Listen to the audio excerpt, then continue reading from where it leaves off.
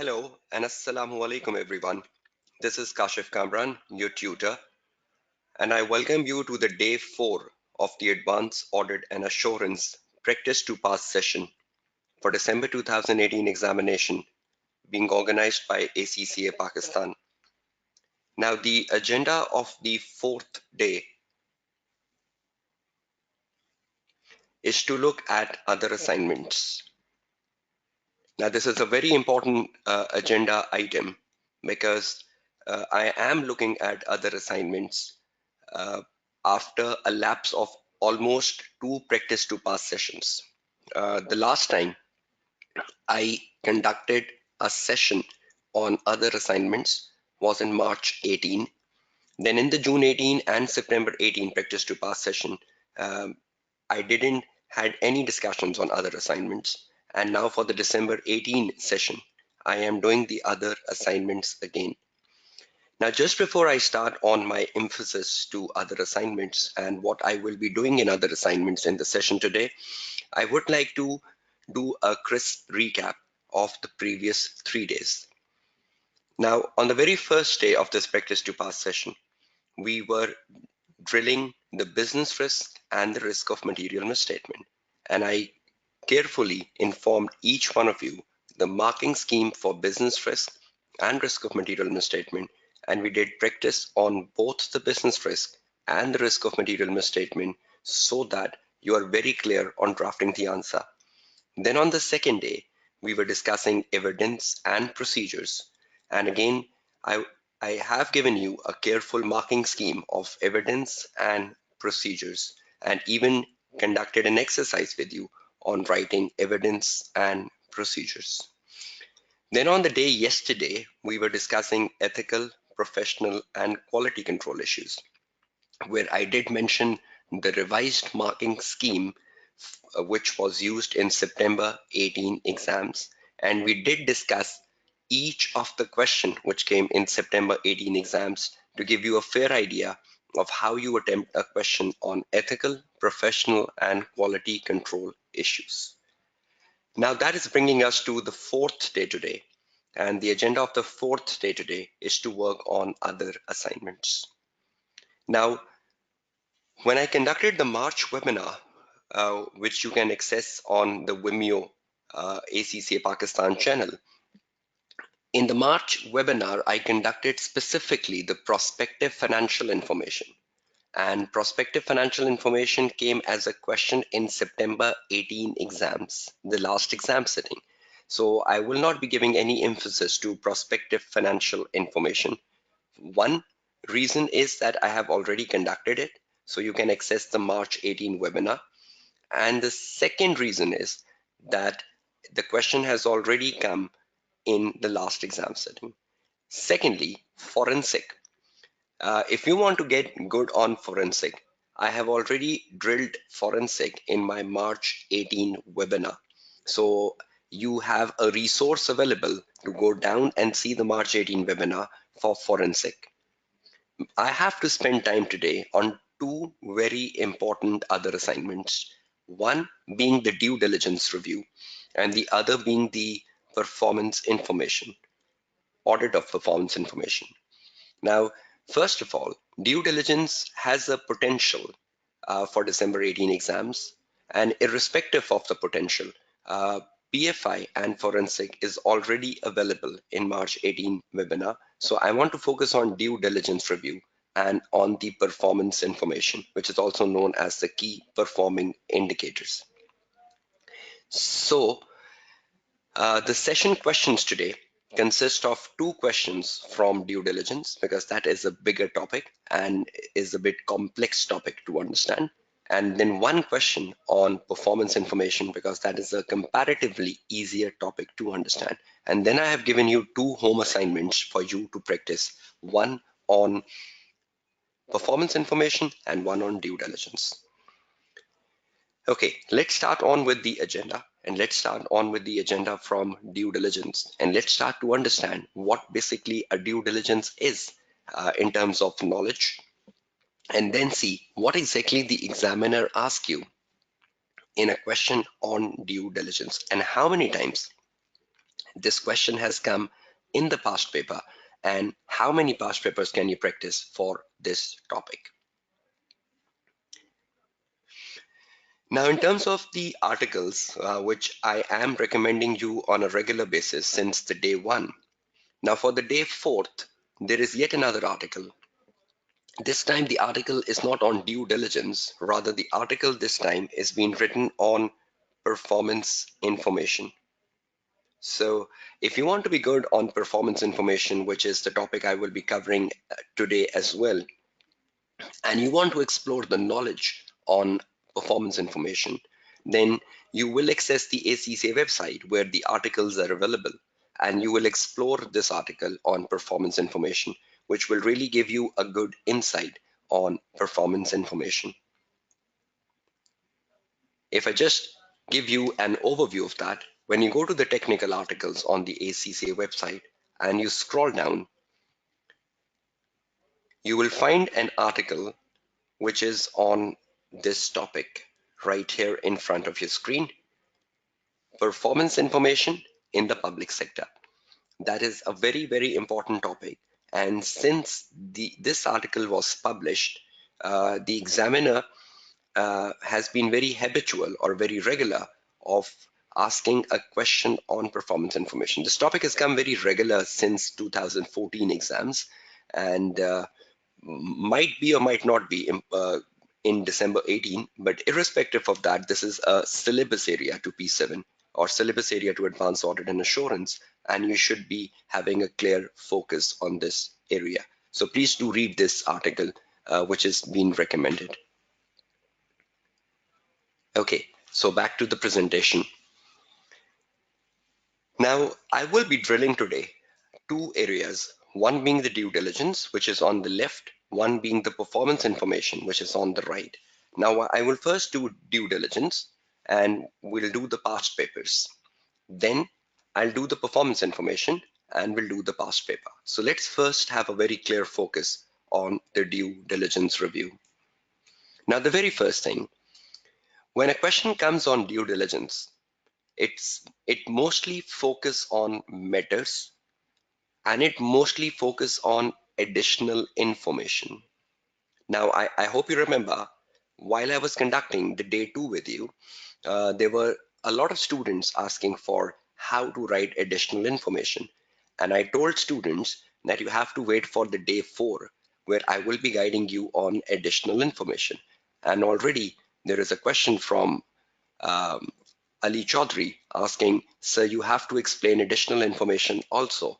Exactly. I agreed to that on day two, that I will purposely be doing additional informations on the day four, because when we conduct the due diligence past paper, examiner really ask additional information in a due diligence question. So you have to be good on additional information.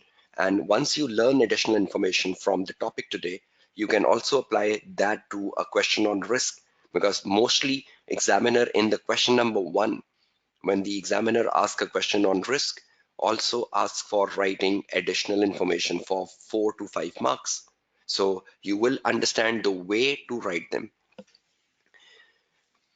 Secondly, at times focus on procedures in specific inquiry. In some of the exam settings, examiner has purposely asked for writing procedures. Now, you know the mnemonic of procedures, right? We did on the day two. Now, when you're writing in the procedures, you have to be careful about the case, the verb, the reason, and marks. And examiner have also asked for specific inquiries. So you have to be very careful about what specific inquiries are. And I will be giving you an insight of what specific inquiries are once I start the past paper practice. So the question on due diligence mostly focus on matters. Additional information is the core part, but at times the question focus on procedures and specific inquiries. So should look at recent instances in December 13, December 15, and December 17, where a question on this topic has been published. So you should visit these past papers, December 13 exams, December 15 exams, and December 17 exams, where you will find questions on these topics. And December 13 and December 17, I will be doing in the session. So the only thing you have to do is you have to do the December 15 exams yourself. Okay, now let's go down and have a deep understanding of what basically a due diligence is, because we cannot attempt a question on matters, additional informations, procedures, and specific inquiry unless and until we have no clear understanding of what due diligence is. So let's have a quick word on what due diligence is and what sort of a knowledge you should be having for attempting a question on due diligence. First thing, due diligence is a type of a review engagement. So the very first thing you should be knowing about that due diligence is a review engagement. Now, all of you must be knowing this, that a due diligence being a review engagement, review means that the assurance level is moderate. It has a moderate assurance level, and the moderate assurance level has several interchangeable words. The moderate assurance is also known as limited assurance and is also known as the negative assurance. So, due diligence is a type of a review engagement offered by the audit firm to help the buyer in taking a relevant merger or acquisition decision by providing the buyer with adequate, relevant, and reliable information about the seller. You are helping the buyer. So, due diligence is helping the buyer in getting adequate, relevant, and reliable information about the seller. Now, you need to understand something very carefully. The due diligence, which is performed by the auditor on behalf of the buyer, and you are providing the buyer with adequate, relevant, and reliable information about the seller. Now, you know that taking a decision to acquire a company is not very simple, and the buyer should have adequate, relevant, and reliable information on the basis of which the buyer can decide. The buyer can decide the purchase consideration.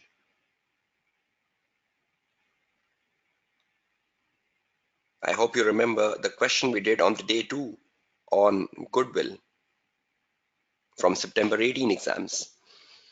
Purchase, purchase consideration, purchase plus the contingent consideration.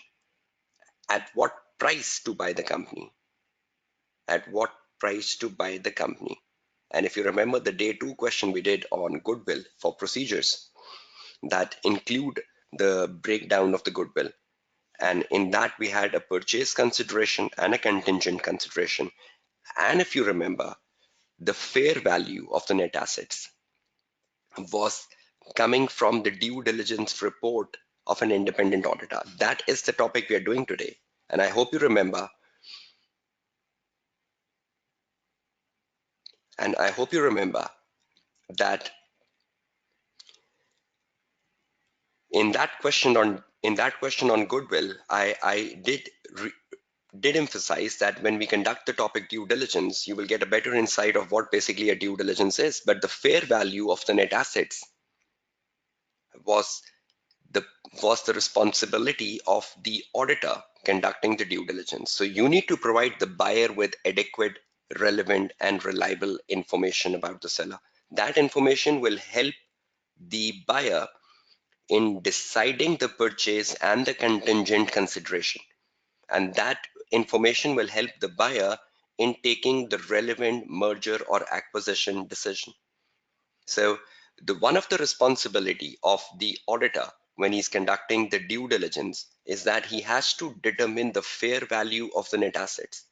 And that is a very, very important task, because on the basis of the fair value of the net assets, the buyer will be able to judge at what price should I be buying the company. So assessing the fair value of the net assets is one of the critical tasks you do in the due diligence assignment. So please remember, it is not the auditor who decides the price. It is not the auditor who decides the price. It is basically the buyer. And it is the buyer who decides the price, at which price to buy the company. So please don't have a misunderstanding, because a lot of student creates a misunderstanding. It is not the auditor who is deciding the price. It is the buyer. It is the buyer who is deciding the price. And the auditor is helping with the buyer with adequate, relevant, and reliable information.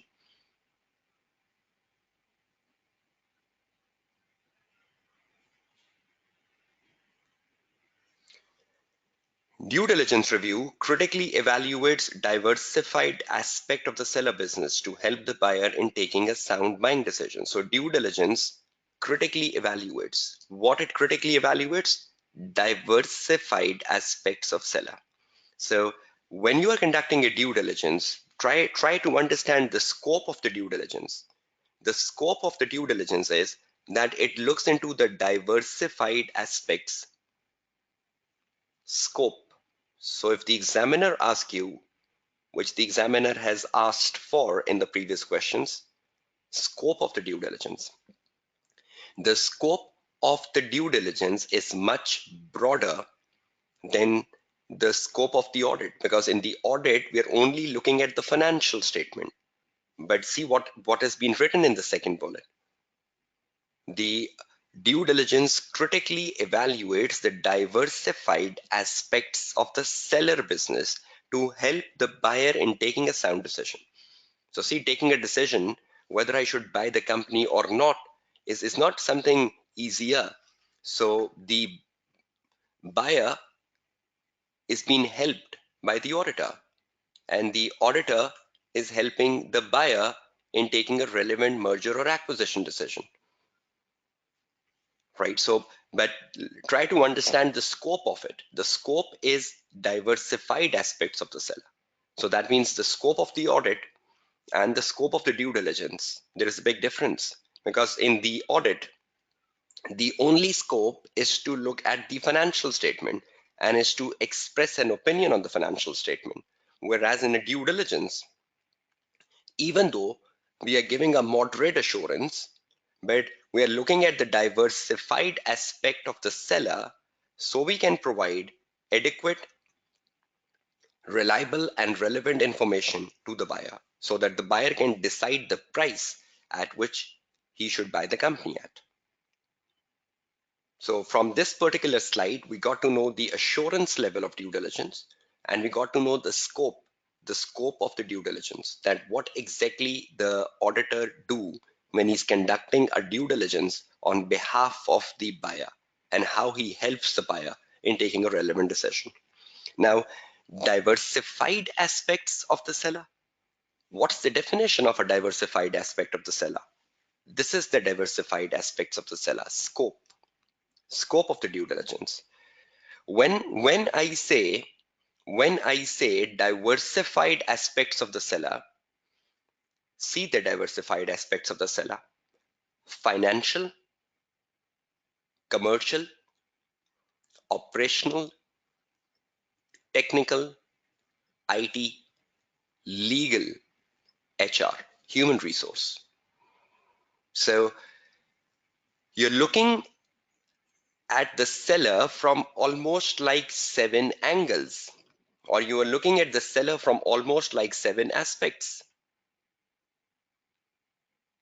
right? So when you look at the scope of the due diligence and you look at the diversity of the scope, see how diversified the scope is. Because being an auditor, see the diversity in the scope. You're not just looking at the seller from being financially sound. Is the seller financially sound? That's not just one question. You're moving to the second question and saying, is the seller commercially sound? Is the seller commercially viable? Third, is the seller operationally sound? So you're looking at different aspects of the seller, not just the financial aspects. You're looking at the commercial aspects. You're looking at the operational aspects of the seller. You're looking at the technical aspects of the seller and the IT aspects. Technical and IT. Let's bring them under one heading, technology. You're looking at the seller, that how good the seller is in terms of technology, how good the seller is in terms of technologically viable.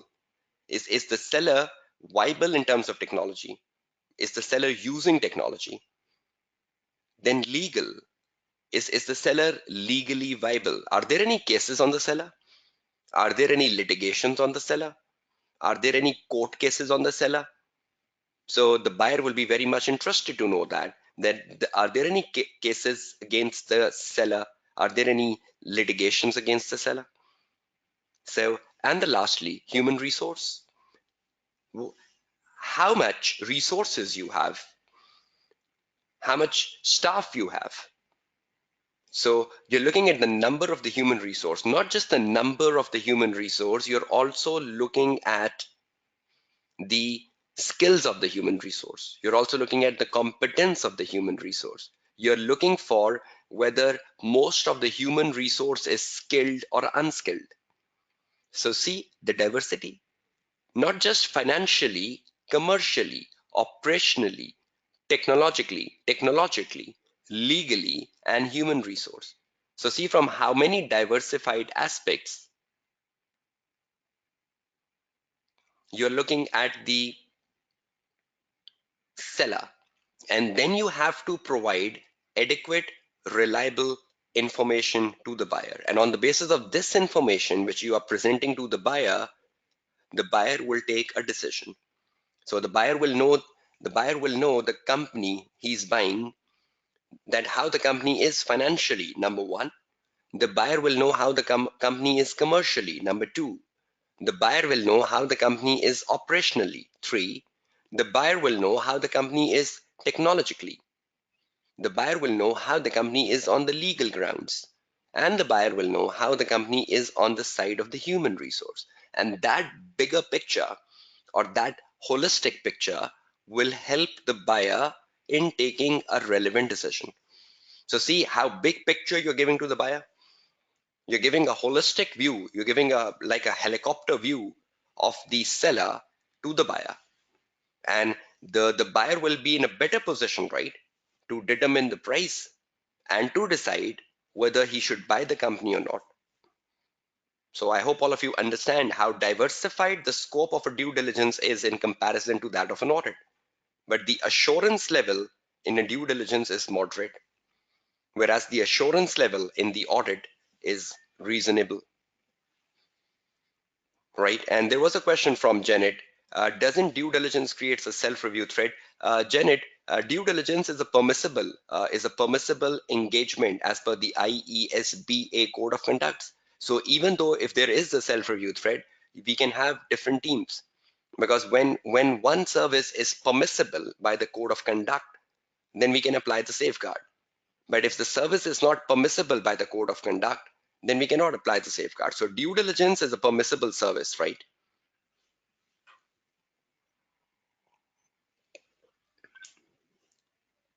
Arun Kumar, that's true. That's true, right?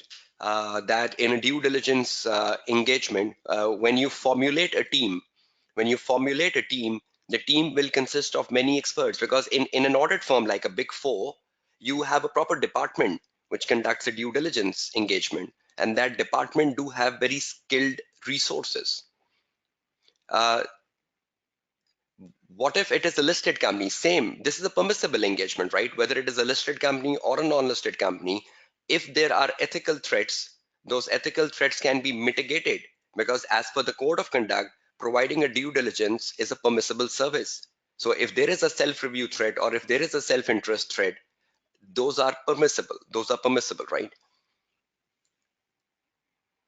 Yes, John. Yes, John. We can carry out a due diligence for any company. There is no issues with that. I hope Ali Chaudhry, you got your answer. John, you got your answer, right? And Janet, you got your answer as well. Yes, exactly, Noman. It is permissible, but we need to apply safeguards, right? Obviously, safeguards is essential. If something is prohibited, then we don't apply safeguards, Numan. But if something is permissible, then we do apply safeguards. Yes, Junaid, due diligence is only performed for buying a company in the context of your syllabus.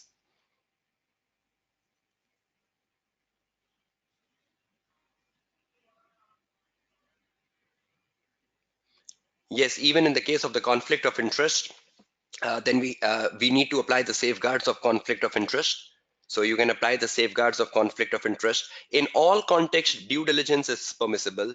Whatever is the ethical problem, each ethical problem will be mitigated through the safeguards.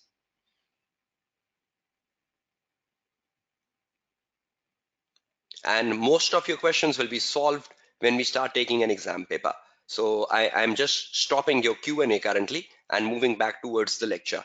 And I hope many of you got your answers, and some of the answers will be addressed once I start on with the practice, because the moment you see the practice, you will be more clear. So listed companies, non-listed companies, this due diligence is permissible. Due diligence is allowed. Whatever ethical threats will be created from due diligence, if you're offering it, will be mitigated through proper safeguard. So code of conduct says you can offer the due diligence service, whether the company is listed, non-listed, you need to apply the safeguard. So Omer, Wakas, Rabia, John, and many others. I hope your answers are solved. Now just hold your questions for a few minutes as we go down closing this topic and starting off with exam practice. Okay, so the scope of the due diligence is very diversified, and you have to remember that, right? Now, one last thing, benefits of a due diligence. This was examined 2 times after the 4 exam sittings in June 11 and in December 13. Examiner asked for benefits of a due diligence. So benefits to whom? Benefits to the buyer. Number one, it provides the bidder with an independent assessment and review of the target company. So the buyer gets an independent assessment, right?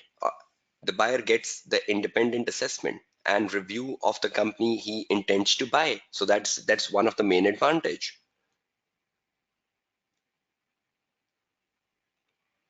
Identify and quantify the areas of financial, commercial risk and opportunities. So you have to tell, another advantage to the buyer is that the buyer will get to know the risk and opportunities of the company he's buying.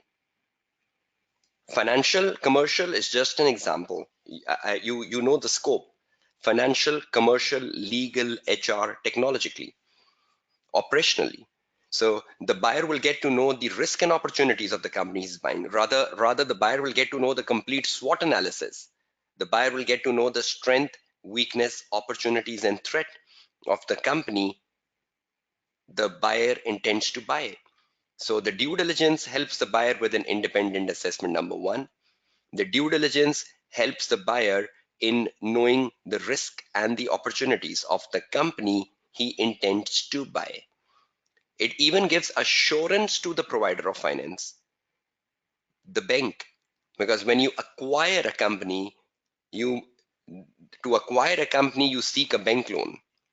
And when the acquisition is done through a bank loan, then you have to give assurance to the provider of finance. So your due diligence report will not just help the company, your due diligence report will also help the bank who is giving a loan so that you can buy the company. So the bank would also get benefit from your due diligence report. So you also have a liability then as being an auditor, because your report will be accessible by the bank, and the bank will look at your report before dispersing a loan to the buyer so that the buyer can buy the company and place the bidder in a better position, because the due diligence is helping him. So place the bidder in a better position for determining the value of the target company. So see, bidder is determining the value, not the auditor. So I just mentioned that at the beginning of my topic. So for determining the value of the target company. So please go through these benefits. These benefits have been examined and they have been examined twice. So you should know the benefits of the due diligence. You can explore your textbooks for benefits that can give you a better idea, but you can even build upon the benefits I have given you. So benefits has to be revised because examiner has asked for benefits in the past exam sitting. So you cannot just take this casually, or you cannot just take it like as in something unimportant. This is very, very important. Yes, obviously, Bilal, you're giving a moderate assurance, right? So your liability will be restricted towards moderate assurance.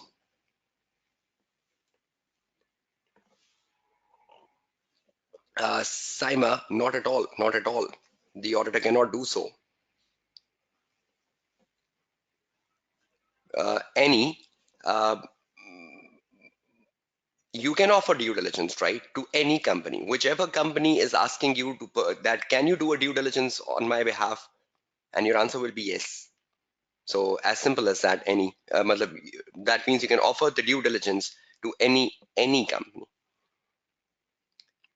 right? Now, again, hold your questions. We're moving towards an exam paper.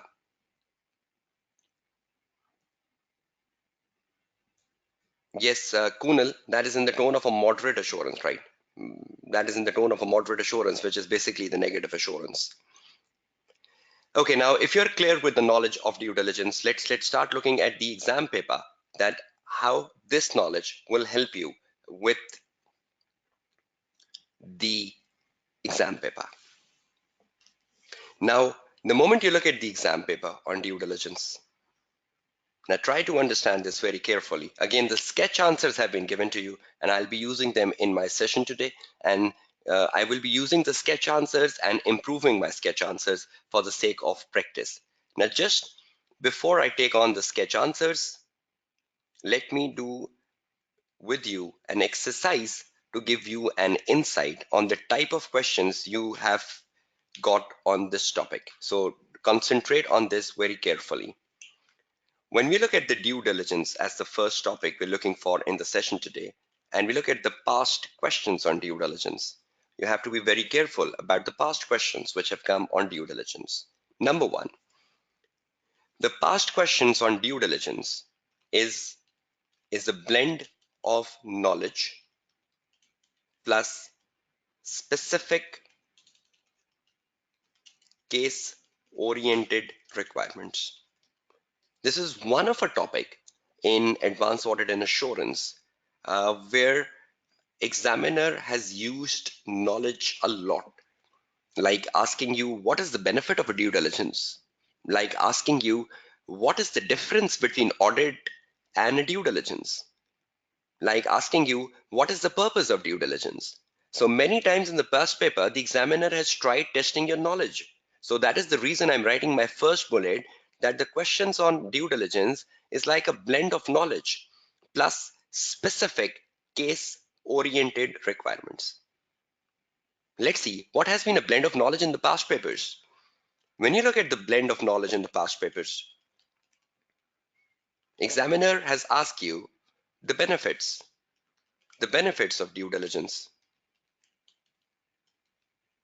And this was asked twice in the past papers.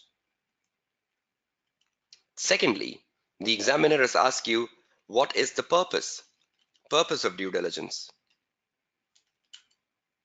The examiner has also asked you what is the difference between audit of a financial statement and a due diligence. So see, so much knowledge has been tested in the past paper, asking you what is the purpose, asking you what is the difference, asking you what is the benefits. So that means if you are good on this topic, you can survive. Then when you look at the specific case oriented requirements, that what exactly the examiner has asked for, specific case oriented requirements. Because you know, in advanced audit and assurance,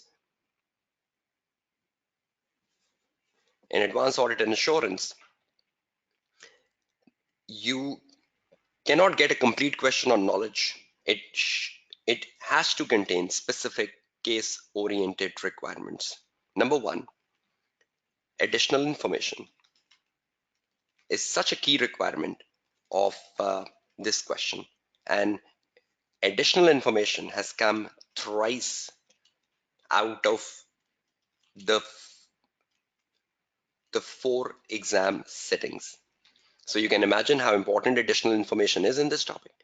But the additional information has to be connected with the case thrice out of the 4 exam settings. Shamsuddin, obviously, benefits and purpose is not the same thing. Purpose means the objective of the due diligence, which I made clear on the very first slide. And benefits is the benefits to the buyer of conducting a due diligence. Number 2, matters. Matters you should focus on in conducting a due diligence review. In conducting a due diligence review. So what matters will you focus on in conducting a due diligence review? Obviously, those matters relates to the seller, right? So matters you should focus on in conducting a due diligence review.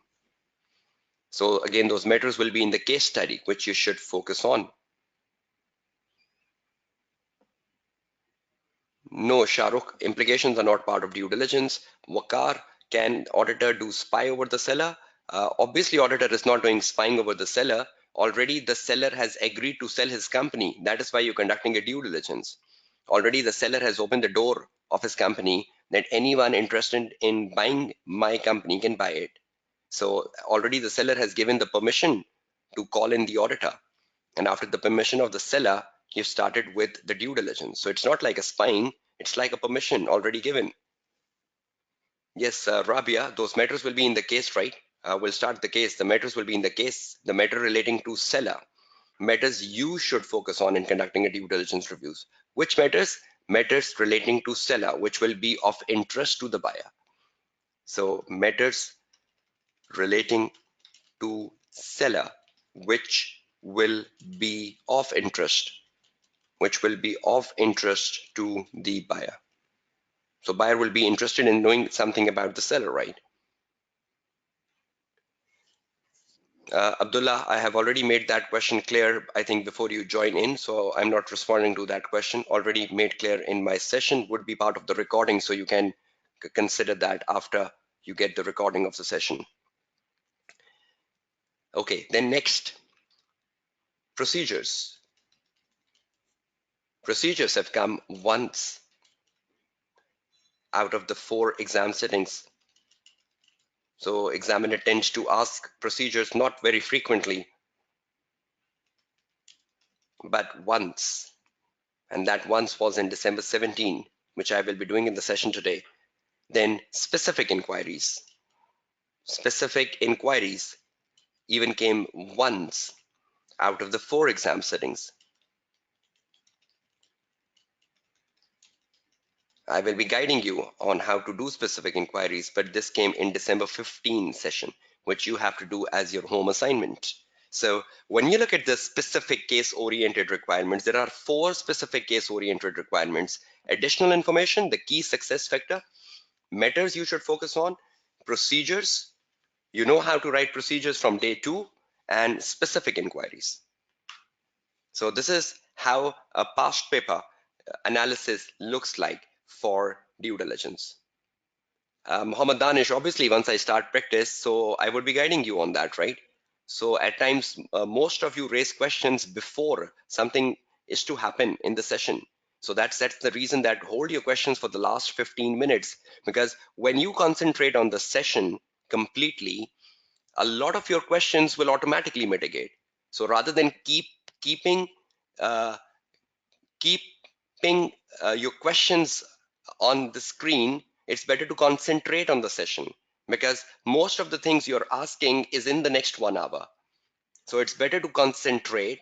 And when in the last 15 minutes you have an opportunity of a Q&A, at that point in time, your questions will be responded. Because if I keep just responding to your questions, I will be distracted from my conduct of the session, and ultimately you will not be getting enough practice in the session. Okay, let's go back looking at the due diligence past questions. This is how it should look like, right? Now let's start with the first one.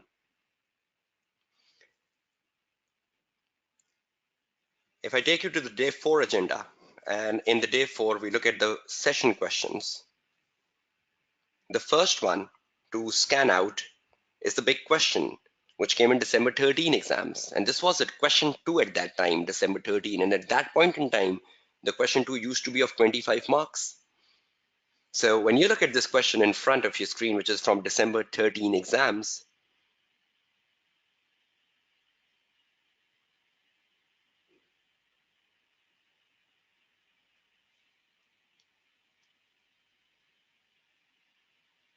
when you look at this question in front of your screen, which is from December 13 exams, and you go down and look at the requirements, see the requirements over here, ABC.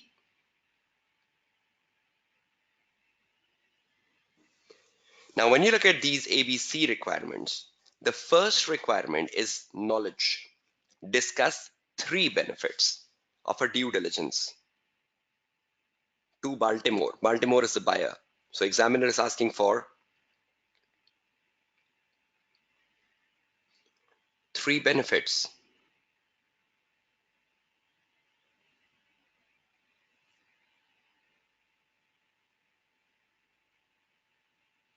Three benefits of a due diligence review, and he's giving you 6 marks. So I hope you're clear with the marking scheme that every benefit is of 2 marks.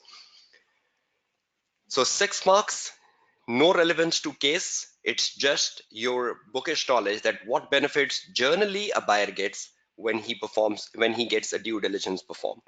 Then in the C part, describe the type of conclusion which would be used for a due diligence report and compare this to an audit report. See these 3 marks.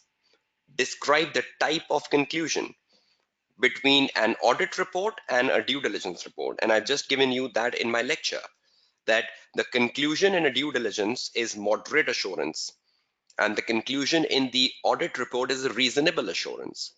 So see, 6 marks and 3 marks is all on knowledge out of the 25 marks. So 9 out of 25 is on knowledge, 3 benefits. And you go to the exam hall without reading the book, and you will get a pleasant surprise that the examiner is asking you knowledge in a due diligence. And then the examiner is saying type of conclusion between a due diligence, which is the moderate assurance or the negative assurance, and the audit report. The audit report is a reasonable assurance. Now comes the tricky part, which is the B part, which is specific to case, which is specific to case. Identify this one. This is case oriented.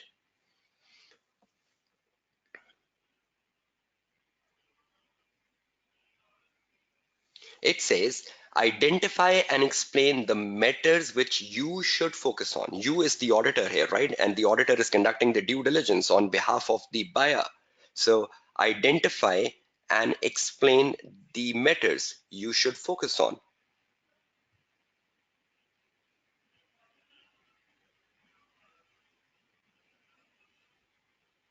So that's the first requirement, right? You need to identify and explain the matters you should focus on in your due diligence review. And I hope you can see the and recommend the additional information which you should need to perform your work. See the clue, Muhammad Danish. Recommend the additional information which you will need to perform your work. Clue. Anyone who is sensible can get a clue from here what additional information is.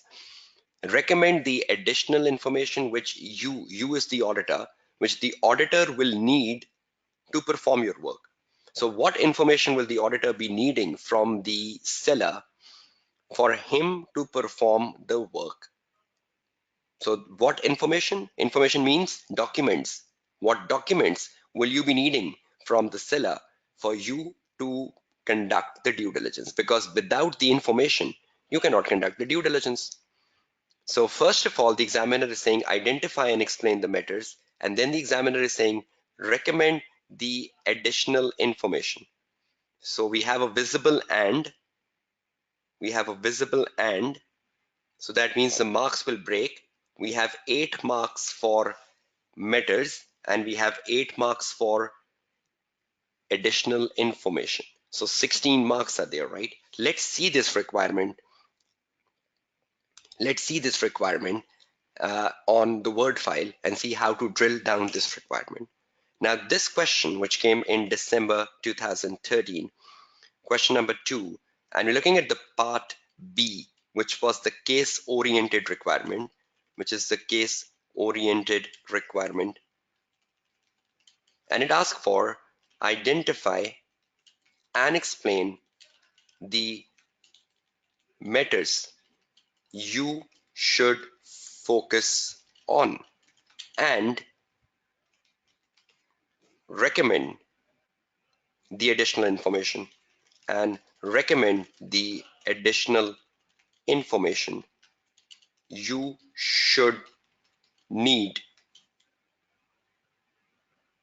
to perform your work, to perform your work. Now, if you are sensible, the examiner is giving you the hint in the requirement, and you cannot say, I don't understand what additional information is. You should, because there is a hint. And that exactly is what additional information is. So matters you should focus on. Number one, and additional information you should need to perform your work. So marks are 16. How will you break these 16 marks? There is a visible and, so you will take matters is equal to 8 marks, and you will take additional information for equal to 8 marks. Now the marking scheme, every meta has to be divided by 1.5 marks because these are due diligence matters, right? So the marking scheme of a due diligence meta is 1.5 marks. So you have to divide the 8 marks with 1.5.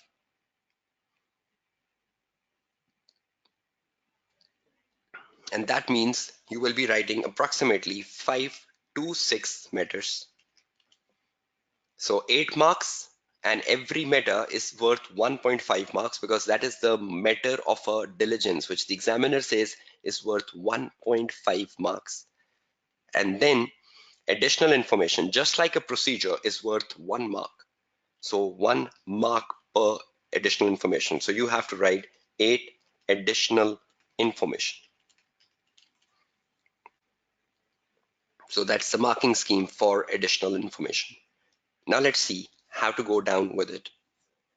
Kunal, not at all, not at all. You're confusing the matters, right? Those are matters in evidence. These are matters in diligence. Okay, let's understand the matters you should focus on and the additional information. Now, when the question says matters you should focus on, which matters are we focusing on? The matters relating to seller, which are important, for the buyer, because we have to make a report for the buyer, right? So which matters are we focusing on? The matters which relates to the seller, because you're conducting a diligence of a seller. So the matters relating to the seller which are important for the buyer, because I need to inform these matters to the buyer, and I need to tell buyer that these are very important matters you should focus on. So the matters relating to the seller which are important to the buyer. So that is the matters. And how many marks will you get for that? 1.5 marks per meta. You write with half a mark for identifying the meta plus 1 mark for explaining the meta. Let's do an exercise on this before I come down with additional information. Okay, if I take you back to the case for just a drilling on, yes, exactly, Arun Kumar. See, this is the background of the company we are acquiring on the case. You see the heading company background, right? We are acquiring Mizzen. Mizzen is the seller, right? We are Baltimore. So the background information is about the seller. And from the seller information, we need to identify the matters which are very, very important for the buyer. Mizzen was established 4 years ago by 2 university graduates, Wick and Louis, who secured funds from a venture capitalist company, BizGrow, to set up a company. So Wick and Louis, the 2 university graduates, established this company 4 years ago, and at that point in time, they took the capital from a venture capitalist, which was Bizgrow. Wick and Lowy created a new type of website, which has proven extremely popular and has led to the company growing rapidly, commercially viable, growing rapidly, and building a good reputation. They continue to innovate and have won awards for website design. Such an important information about the seller, that the seller is strong. They have been growing rapidly, and because of Wick and Lowy, they have won awards for the website designs. Wick and Lowy have a minority shareholding because the majority shareholding is with Bizgrow.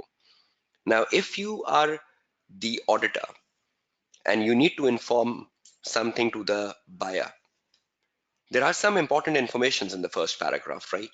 First, very important information is Wick and Louis. You cannot lose them. They are such important individuals which you would like to retain in the future setup. So for a buyer, Wick and Louis are very important because they are the one who made this company successful.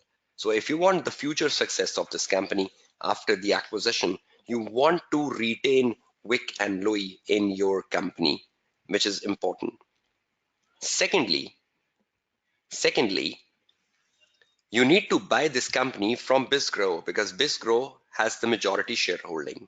So the agreement to buy the company and the purchase consideration you have to pay the purchase consideration to Bizgrow because Bizgrow is basically the major shareholder here who will be selling the company. But you have to retain Wick and Louis. Yes, Wick and Louis have minority shareholding, right? But they are the one who made the company successful. They are the one who made this company, but they didn't had the money, so they got money from the Bizgrow. But they have skills, right? Skills are more important, so we need to retain the skills. We need to buy the company from Bizgrow, but we need to retain the skills. The company is growing rapidly, which is very good for the buyer because that means the company is financially viable. The company is growing rapidly. The company is commercially viable. The company has been growing rapidly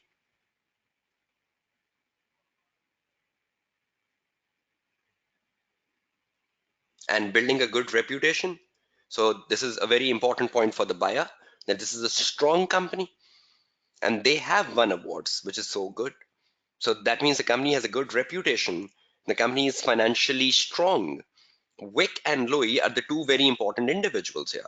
So I think in this very first paragraph, there are like 3 to 4 matters you should focus on out of the 5 and 6 you have to write. So see how I have wrote the matters in the sketch answer I've shared with you.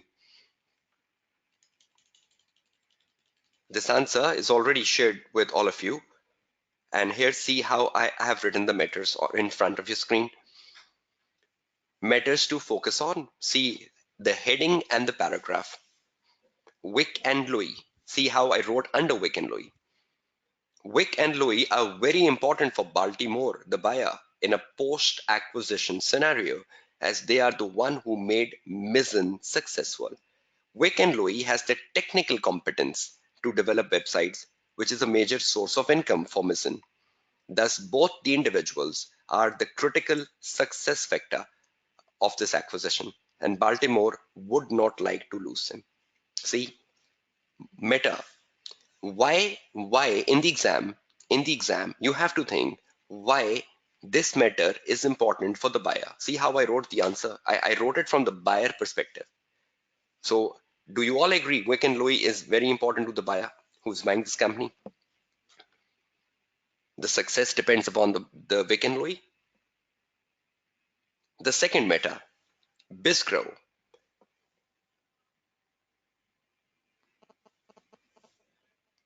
Bizgrow is the major shareholder of Mizzen, and as part of the likely acquisition, Baltimore needs to buy the shareholding from Bizgrow. The intention of the Bizgrow to sell its shareholding would be very important, and any attractive price offered by the Baltimore is high likely to be accepted by Bizgrow. So the purchase consideration, right? If you offer an attractive purchase consideration, the Bizgrow will be willing to sell the shares. So you need to offer him an attractive price. And if he gets an attractive price, then obviously BizGrow will be interested in selling the share. So why BizGrow is important to the buyer? Because BizGrow has the major shareholding. So he's the major shareholder. So that's the reason he's important to the buyer. Not exactly the strengths and weaknesses of the seller. It's about the critical matters which are of importance to the buyer. Obviously, we're not conducting the strategic business leader exam where we do a SWOT analysis here, right? We're just identifying the matters which are critical from the perspective of the buyer. Exactly, Shamsuddin. Employees. In the next paragraph, Mizzen employs 50 people. So they have a 50 people, right? So are there many? Are there few? They have 50 people. So what is the importance here to the buyer? And this is how I thought of making a point here. Mizzen has only 50 employees, and it is likely,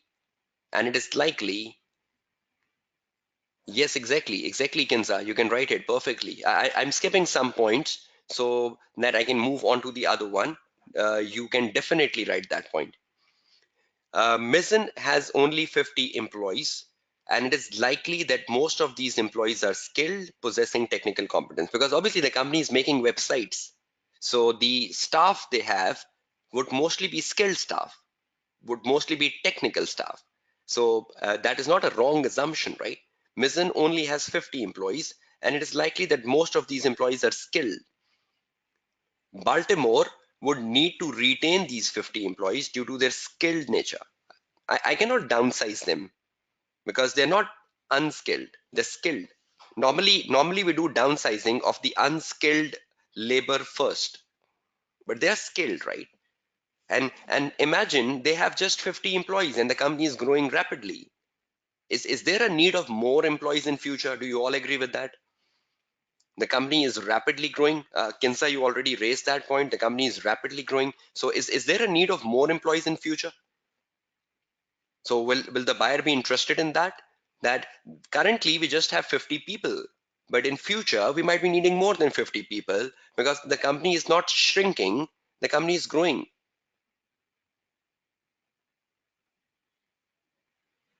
Because currently Amir, Baltimore does not have any competence to make websites.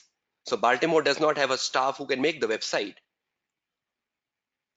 They are acquiring Mizzen just because they want a website in future. So skills are important here, right? And normally when we acquire a company, we do downsize, but we downsize the non-core stuff, but we never downsize the core stuff.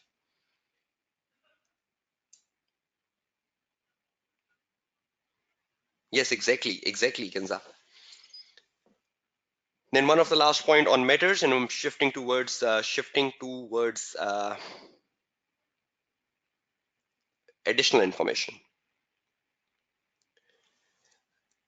Mizzen has 50 employees and operates from the premises owned by BizGrow, for which a nominal rent of $1,000 is paid annually. So currently you're operating from the premises of BizGrow and you are paying a nominal rent of $100,000. Obviously, this rent expense will increase in future. The buyer should know that because currently you're operating from a BizGrow premises and BizGrow is your major shareholder. But once BizGrow exit from the capacity, will the nominal rent increase? Do you all agree with that? Do you all agree that the nominal rent is being paid just because BizGrow is currently our shareholder? Will this rent increases? Will this rent move towards the market rent? And the market rent would be higher than the nominal rent. So is the buyer concerned about increase in the rent expense in future? If they continue to operate from the same premises, if they continue to operate from the same premises, they need to bear a higher rent. So currently it's not a big rent, $1,000, but it can become bigger once BizGrow exit from the arrangement. So I hope you can think from the buyer perspective and you're getting my message, everyone, that what are matters basically? What are matters? The matters are to be considered from a buyer perspective, right? So see, for each point, we are thinking about why this matter is important to buyer, why this matter is important to buyer. I hope you're getting my point here. So in the exam context, when you're picking up the matter, when you're picking up the matter relating to seller, which are important for the buyer, and then you have to ask yourself why each matter is important to the buyer, which you have identified. So if you have identified 50 employees, you should ask yourself which you have identified. So in the exam, if you have identified a point, you should ask yourself, why have I identified this point? Yes, exactly, Muhammad Danish. It will if it is given in the case study. No, Vakas, Shaukat, not at all. You have to take points from the case. If there is something like that in the case study, then you can write that. But if that is not the part of the case study, then you cannot write that. Yes, Rohit, we can give any matters in the due diligence, which is in the case, whether they are positive or they're negative. So currently, we are just reading a case. And for the case, we're identifying the point. Yes, exactly, Genza. Exactly, agree. So in an exam paper, when you're identifying a matters from the perspective of the buyer, are you understanding my second point here? Why each matter is important to the buyer, which you have identified? So you have to ask this question yourself, because in the exam you will be identifying a matter. So you need to ask yourself, why did I identify this matter? Because you need to write why to get 1 mark. So is everyone getting clear on the matters? I have given the answer down here on matters. See, the list continues. I've given you a complete proper answer of this question, and I've written more than the marks. You technically need 5 to 6, but I have almost written like 7, 8, 9 for your guidance. But as per the marking scheme, you just need 6 maximum matters to get down with your 8 marks. Yes, exactly, Arun Kumar.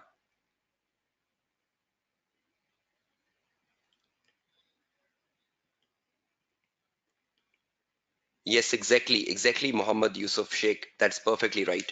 So is everyone clear on matters? So you will identify a matter from a buyer perspective, and you will justify why that is an important matter for a buyer who is interested in buying the company.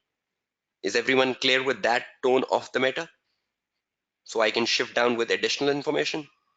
If I can get your quick responses in yes and no. So is everyone clear with the tone of writing the matter? You will pick up a matter which you think is important to the buyer, and then you will justify to the examiner why it is important to the buyer. So half a mark to identify and 1 mark is to explain, and you have a proper answer. So you can sit down with the December 13 exams, and you keep the December 13 exam in front of you, and you make the matters yourself first, then you look at my standard answer. So the standard answer is there with you, which I have drafted for you, but you will not see that until and unless you write the matters yourself, and to compare your matters, you will see my answer. Yes, exactly, Shamsuddin. Rabia, due diligence report is not examinable. Only the audit report is examinable, and drafting of the report is not examinable. Even that with the audit report. So report drafting is not part of the AAA exams.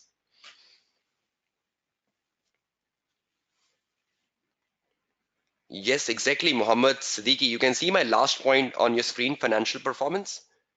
That financial information is given to identify the financial performance, that whether the financial performance is good, because the question is saying the company has grown rapidly. So how would you justify that the company is growing rapidly, Mohammed Siddiqui? Through the financial information, right? So you have to utilize the percentages. On the page 2, you can take out the percentages. You can take out the percentages from here, that how much has been the growth in the revenue, how much has been the growth in the profit. So you can quote the numbers. You can quote the numbers to tell the buyer that the company is very impressive. See, their revenue has increased from like $500,000 to almost like a $4.2 million. And they were loss making in the first year, and they've almost generating a good amount of profit in 4 years now. So you can take out the percentages and you can quote them in your answer. When you say the company is rapidly growing, so you can quote the percentage in your answer to justify, yes, the company is rapidly growing. So you can make use of the numbers to justify your points. I hope that's clear to you, Muhammad Siddiqui.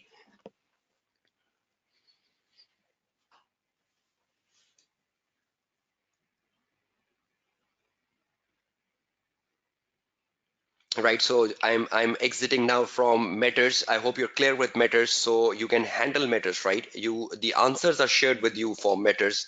Now the second thing I have to drill down from due diligence is to drill the additional information, which I will be doing right after the break. I have to spend like 15-20 minutes guiding you about additional information, and I have to do the latest paper, December 17, with you, which includes procedures. So probably we'll take a very short break today because we need to complete additional information right after the break, followed by a drill of the December 17 exams on due diligence. And probably we should have a good half an hour on performance information, though that's a very short topic, but I should keep exactly 30 minutes for performance information so that you get a very good understanding of performance information.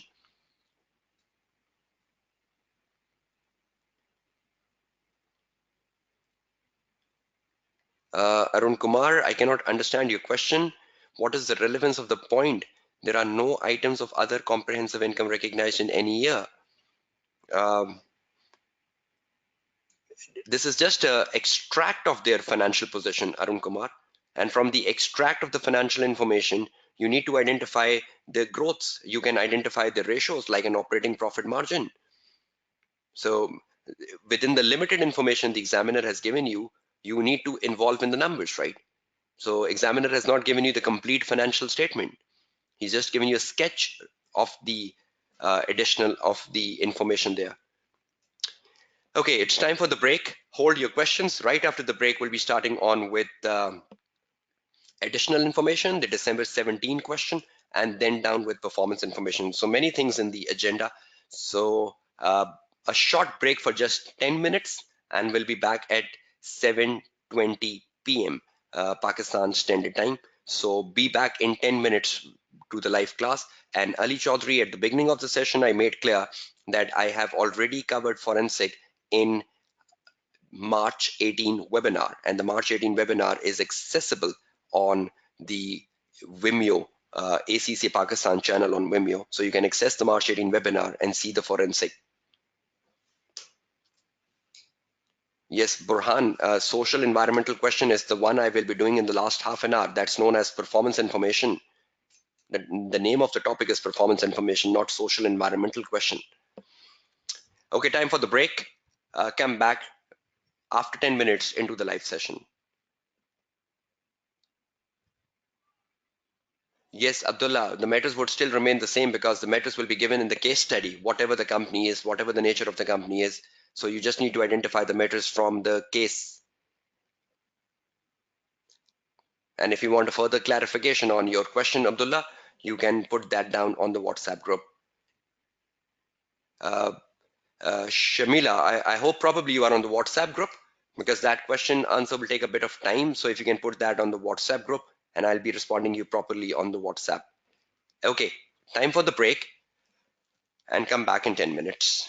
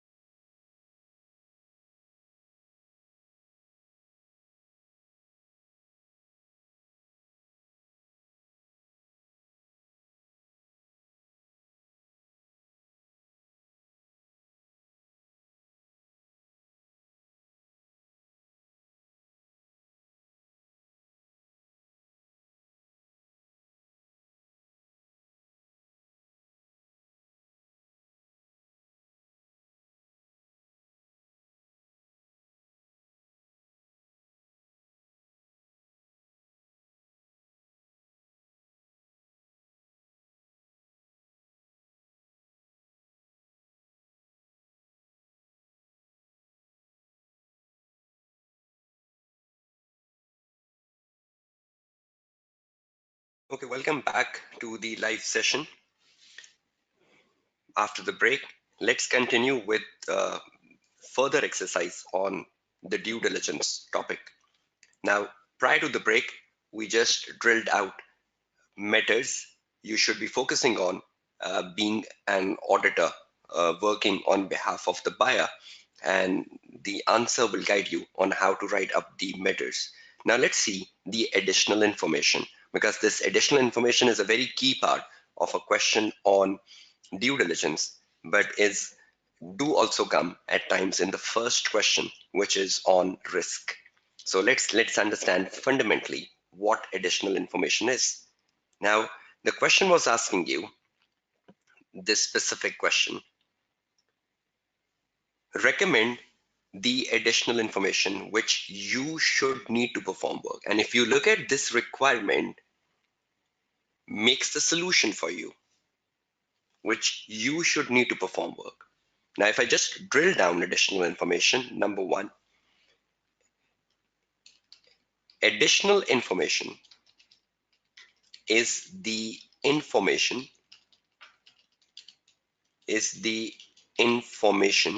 which is needed by the auditor to perform his task or to perform the engagement. And obviously, the source of this information is the management. That means auditor should obtain these information from the management, because the management is to give you the information, right? The management needs to give you the information, and without this information you cannot perform your service. Just imagine, Mizzen, you are in the seller premises, Mizzen, and you were just looking at so many things about seller, that majority shareholder is the Bizgrow. There were 50 employees. They were paying a nominal rent. But if you want to verify all this, the nominal rent of $1,000, or if you want to verify the 50 employees, or if you want to verify that the Bizgrow has the majority shareholding, how would you verify that? Unless and until you don't have the information. So you are dependable, right, on the management to provide you the information, because the information will help you with your work. So examiner is saying which should be needed to perform your work. So perform your work. Now, information means information is equal to tangible. Information is equal to documents.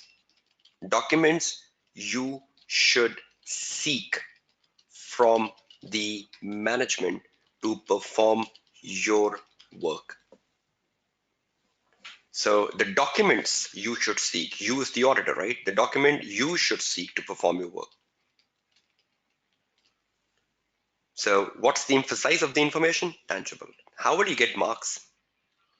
Each information with reason is equal to 1 mark. Just like a procedure, just like an evidence, with reason. So each information with reason. Shamsuddin, Muhammad Ali Jabed, hold the question. The difference is about to come in the next 2 minutes. Junaid Nasir, hold that question, because you will be getting the answer in just the next 2 minutes. Junaid, Shamsuddin, Muhammad Ali Jabed, all asking the same question. Additional information is like evidence. Same question, Muhammad Ali Jabed. Additional information is like evidence. No. Let's see the final conclusion. Information is needed before you start the work. So if I enter the premises of the seller, which is Mizzen, I will be needing a lot of information on my table, which will help me to do my work. Now, the information on my table, which has been given to me by the buyer, which has been given to me by the management, sorry, I need to perform procedures on the information. And ultimately, once I perform procedures on the information, it becomes evidence. So evidence is something coming in the last First, I get information, and on that information, I perform procedures. And after procedures, that converts to evidence. So that's like a cycle of the audit. And the examiner do test the three aspects in the exam sitting. So just for the sake of knowledge, though we need to do the additional information today, but just for the sake of the knowledge, remember one thing. Step first, the auditor gets information from the management, then the auditor perform procedures on the information the auditor got, and finally from the procedures the auditor obtain sufficient appropriate audit evidence. And we have already addressed the evidence and procedures in the day 2.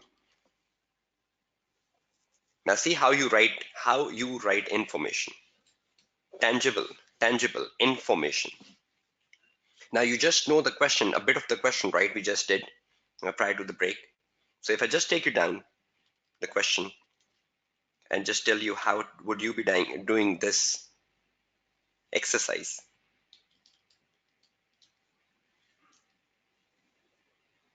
See this, how I have written it. We should obtain the following additional information from the management. Which management? Mizzen.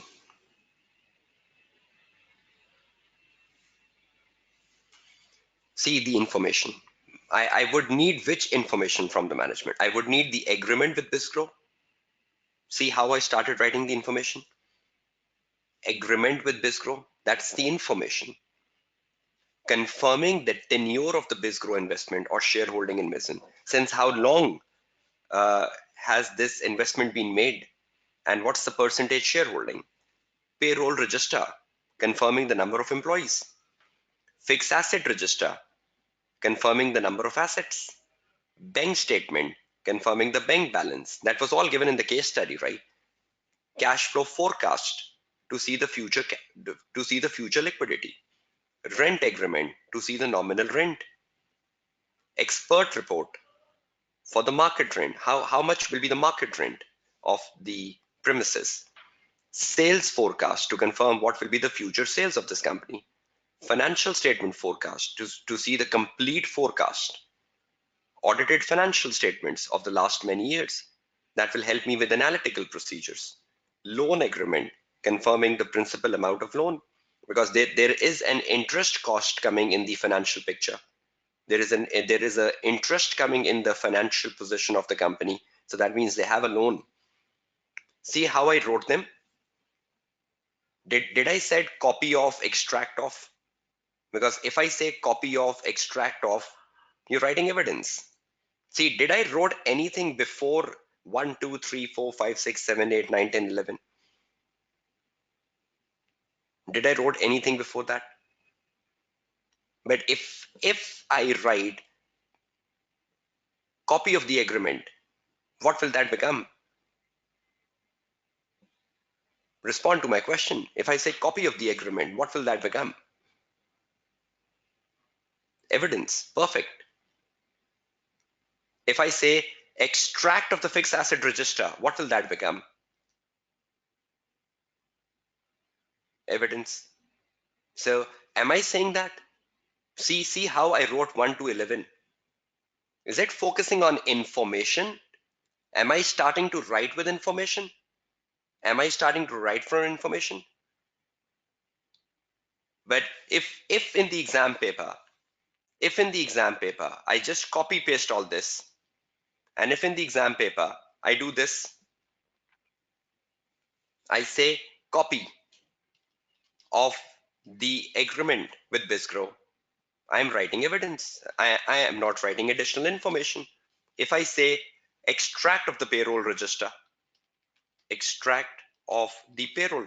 I am writing evidence. I am not writing information. If I say extract of the fixed asset register, I am writing the evidence, I'm not writing the additional information.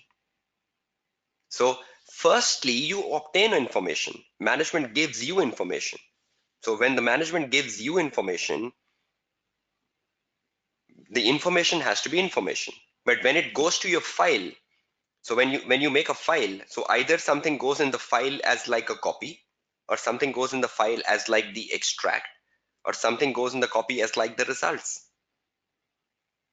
Yes, exactly, Muhammad Siddiqui. This is the way you have to write additional information. So can you see the way I wrote the additional information 1 to 11? Can you see any copy extract in 1 to 11? Can you see any word like results? Can you see something like notes? So is everyone becoming clear on writing an information? Can you see those highlighted yellows? Is that focusing on the information? Can you see a verb? Can you see a verb from 1 to 11? Is there any verb used? Because if I use the verb, what will it become? This is your test, right? If I use the verb, what will it become? A procedure. Perfect. If I say copy of, extract of, results of, what will it become? And if I directly write something, now I hope you know that some time we do these blunders in exam paper. So please be very sure when you're writing the information, the focal point of the information is information. And when I make my working paper file, in my working paper file, there will either be a copy. In my working paper file, there will either be an extract. In my working paper file, there will either be a results. In my working paper file, there will either be a notes. So a question on evidence comes separately, right? And a question on procedures comes separately. And a question on information comes separately. Yes, because confirming is the reason. Confirming is the reason. So agreement with BizGrow confirming. Payroll register confirming. So reason and information. Arun Kumar, reason and information is worth 1 mark. So either you say to ensure or either you say to confirm. That's the way you write. That's the way you write of the reason. I hope that's clear, Arun Kumar, to you. Same, Mohammed Siddiqui. Whether the additional information comes in a risk question, you have to take the information out of the case study. See, where's the source, where I took all this information from? That was all in the case study. That was all in the case study. Payroll register, fixed asset register. This was all about something given in the case study. See if you read the case, it says, see the second paragraph, 50 employees. I need the payroll register. They're paying a nominal rent. I need the rent agreement. They have few assets other than computer equipment. I need the fixed asset register. Their Mizzen has a bank balance. Mizzen has a bank balance of $500,000. So I need to see the bank statements. So I took everything from the case study.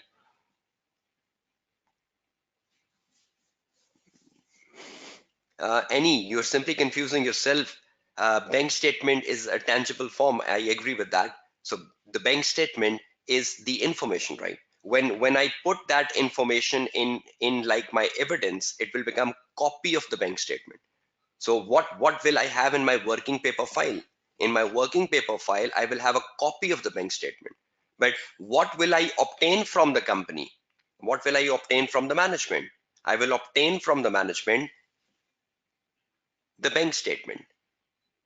And when I put that in my file, any, that will become copy of the bank statement. Is that clear, any, to you? Ilara, the documents have to come from the case study. No rote learning list here, right? No, not at all, Muhammad Danish. This is not a skill level paper, right? This is a strategic professional paper. Be mature. So is everyone clear between writing additional information now?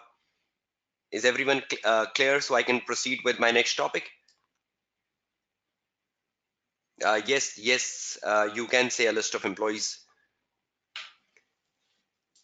Okay, that's good enough, right? So is everyone clear between writing a procedure, writing an evidence, and writing an additional information? So you can see my list. This list has been shared with you. And see, I wrote evidence for you here. Because if you say copy of, extract of, or if you say copy of the bank statement, or if you say the copy of the cash flow forecast, if you say copy of the rent agreement, if you say copy of the expert report, if you say copy of the sales forecast, if you say copy of the financial statement forecast, audited financial statement, copy of the audited financial statement, copy of the loan agreement. See, that all becomes evidence then. So are we writing evidence or are we writing information? See, I have given you both on one screen now. On the top is the information, bottom is the evidence. Can you judge the difference now? Can you compare the difference between the first list and the second list?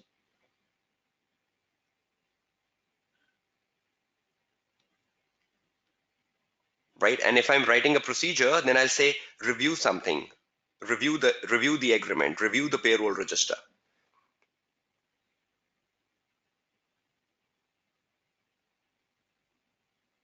Yes, exactly, Shamsuddin. The email, right? The email will be the information. The copy of the email will become the evidence. Okay, that is it, right? Within the limitation of the time, we need to work on other aspects as well. I hope you're getting a clarity on writing the additional information, which is a very focal point of attempting a question on due diligence. Okay, now out of this question, and we're just taking down with the last attempt question, which is December 17. Let's see what the last attempt asked you in terms of due diligence. This is the question, which is the most latest one, which came on due diligence, which was in December 17 exams. And I have to spend a good 20 minutes on this question so you have a better understanding what came in the most recent exam. Now, when you look at the December 17 exams for due diligence, see what the question is asking for. The question is asking for, number one, in respect of the two matters identified above. Now, the examiner has identified the two matters for you above. In the last question, the examiner was saying, identify and explain the matters you should focus on. Now, the examiner has done something good for you. The examiner has identified the two matters for you. But what he needs you to do is explain why each matter. Explain why each matter requires further investigation as part of the due diligence review. So the examiner is asking you a why. Explain why each matter requires a further investigation as part of the due diligence review. So the examiner has identified the matters for you. In the previous question, that was a different question, right? The examiner was saying identify and explain the matters you should focus on. So you identified the matters. Over here, the examiner at least has identified the matter, but he's asking you why each matter requires a further investigation as part of the due diligence review. Now, again, the marking scheme will remain the same, 1.5 marks. So you have total 6 marks.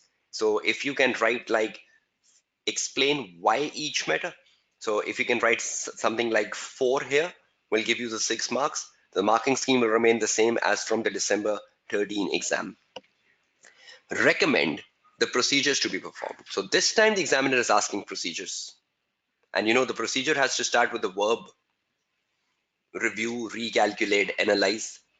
I hope you remember that CVRM, procedures. 6 marks, 6 procedures. So explain why each matter requires a further investigation. Why each matter requires a further investigation. Can you do something? I am putting the matters in front of you, and in 5 minutes you will read them. These are the matters in front of your screen. Just read these two matters in like 5 minutes, and after 5 minutes I'll start my answer. So I can save down my energy of speaking, and you just read it right in front of your screen. Just read this case in 5 minutes and see what matters have the examiner given you. And after 5 minutes, I'll start drilling these matters into the 6 marks conversion. You have to think about why each matter requires further investigation. So start reading and start thinking about the why. You have 5 minutes.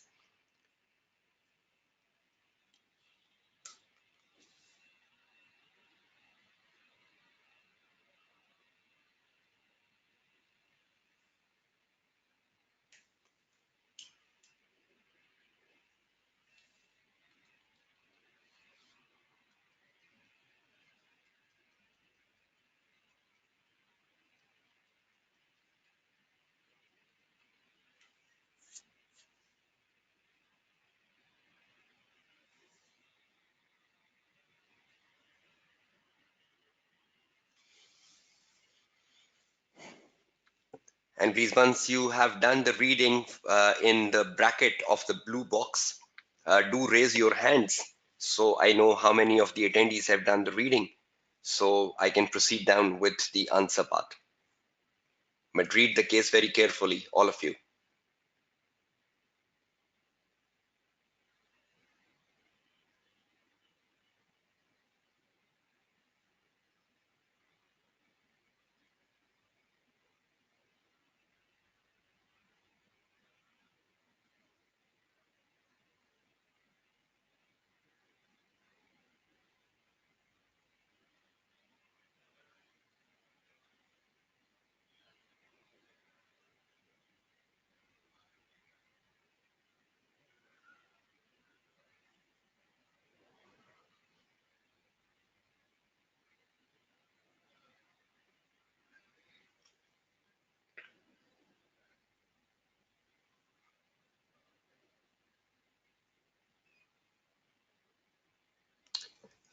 No, Ali Chaudhry. You can perform any procedures, right? You can perform any procedures. No issues with those restrictions you're raising.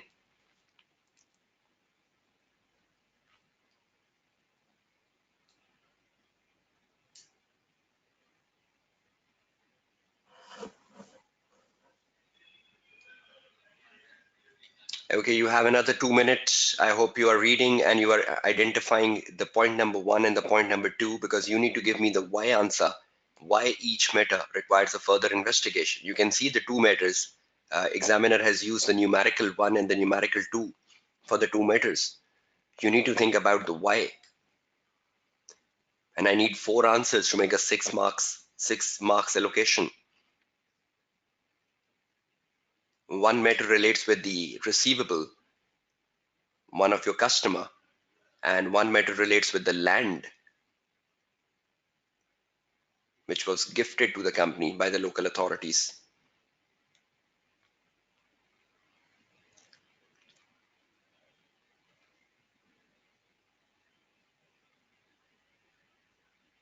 Right, another minute or so.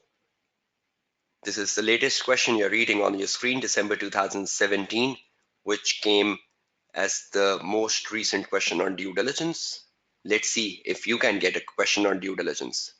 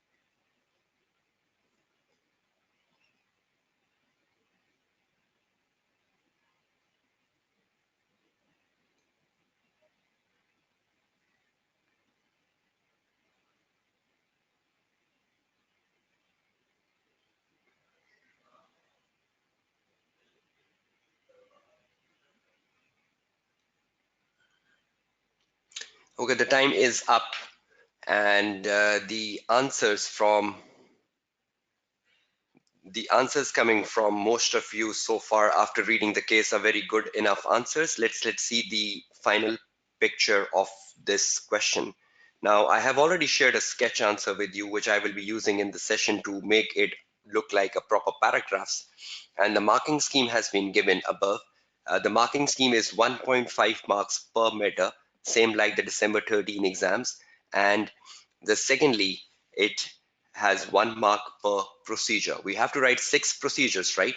And we need to write meters 1.5 marks. We have total 6 marks for writing the meta. Okay, now the first meta, which relates with the customer who has already informed the company that he will not be continuing with the company as a customer in future because there is already an entry of a new competitor who is cheaper than this company. And this is a very major impact on the company you are thinking to buy, which is basically the Zebra company. So the new entrant coming into the market will have a very significant impact on Zebra financial position in future.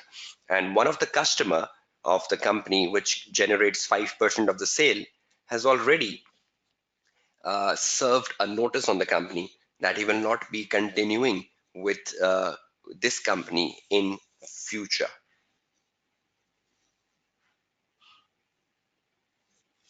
Okay, let's go down and see how to write the answer. See, I have put the heading matters, and under the matters I've put 2 headings: termination of contract and the gift land. Now the gifted land. Right. Now under each I have many points. I just need 4 points to make my 6 marks answer. The first one, the termination of contract, will have an impact on the forecast revenues and the cash flows because there is a new customer coming in. So if I write my first point, I will be writing it this way. The auditor, see the drafting, while performing the due diligence review bracket DDR of the Zebra company, and in the bracket Zebra, so in future I can use Zebra and DDR. The auditor, while performing the due diligence review of the Zebra company, should consider the consequences of the loss of one of an important customer, generating 5% sales of Zebra on the operating on the sales and operating profit forecast. What will be the impact of this customer losing on your future profits and future sales? So the auditor, while performing the due diligence review of the Zebra, should consider the consequences of the loss of one of an important customer, generating 5% sales of the Zebra on sales and operating profit forecast. Further, moreover, the second point, because Zebra used to make unique products for this customer, the auditor should carefully, because you also have to determine the fair value of the net assets, which includes the non-current assets, which includes the current assets. So moreover, because Zebra used to make unique products for this customer, the auditor should carefully consider the valuation of inventory pertaining to this customer, and any unsold inventory should be appropriately valued at the NRV. Further, if any specific plant and machinery was allocated in making the unique products for Zebra, in making the unique products for Zebra, then the auditor should consider whether an impairment review has been performed on the plant and machinery. Whether the impairment review has been performed on the plant and machinery, because it will be part of the fair value of net assets. See, yes, exactly, Muhammad Ali Javed. So the auditor needs to consider what will be the impact of losing this customer on your future sales and profit, number one. Second, if there, because you are making the unique products, so because of making the unique products, if there is any inventory which is unsold, you cannot transfer this to anyone else. So you need to think about what is the net realizable value. Thirdly, you need to think about if was there any specific machinery used for this unique product, and what about the impairment of that specific machinery? Yes, agree with that, Muhammad Abdul Jawad. So see how you're raising the points. And the last and the most important point here, the auditor has to consider the wider implications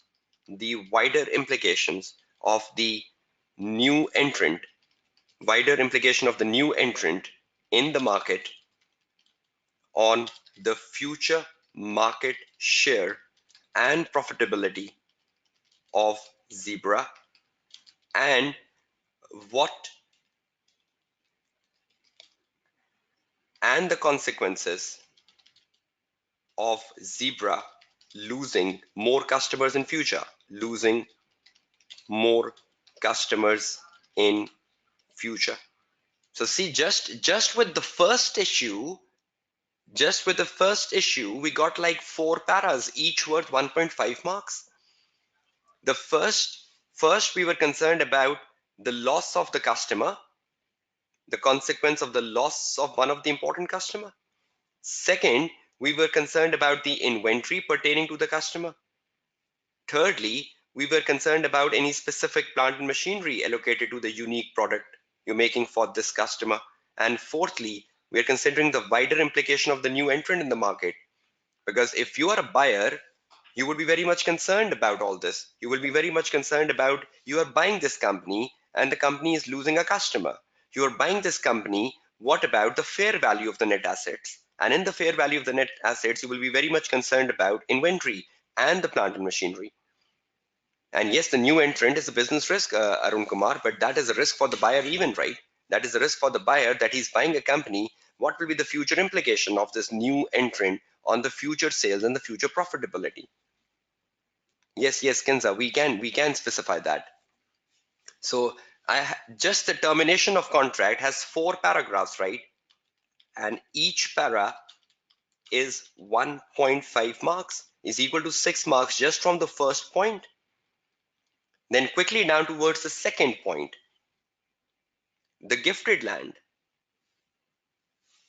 Being the auditor, you would be very much concerned about the possible restriction on the sale to Cheetah, because you have to conduct the fair value of the net assets. How to assign value to this land is very, very difficult. Should we be engaging any expert to assign the value to this land? Can this land be sold to Cheetah or not? Because there is a restriction. If the land cannot be sold to Cheetah, then obviously that will not be part of my fair value of net assets. So can this land be sold to Cheetah or not? If it can be sold, then I have to engage an expert, because the expert would then assign the value to the land. So my first point, which you have to convert to a paragraph, is first, possible restriction of sale to Cheetah. So the auditor has to consider that, right? Number one, the auditor has to consider each of the following point, and you have to write it in the paragraph form. First, the possible restriction on sale to Cheetah. Second, possible restriction on how the land is used if purchased. What if the land can be sold to Cheetah, but the government says you have a restriction on the use of the land? Then that will affect the valuation of the land. So possible restriction on sale, number one. Possible restriction on how the land can be used if purchased, and uncertainty regarding how to value the land. How should I value the land? How should I take the fair value of the land? Should we engage an expert? Should we engage an expert for the valuation? So the auditor has to consider all that, right? Yes, Osama, you need to find a clue for that, right? See, so easy points. So in the exam, I don't understand what really happens to student. Such easy points here, right? Yes, Arun Kumar. So we need to engage an expert, right? So the expert would help us out with this problem. So can you understand the nature of this question?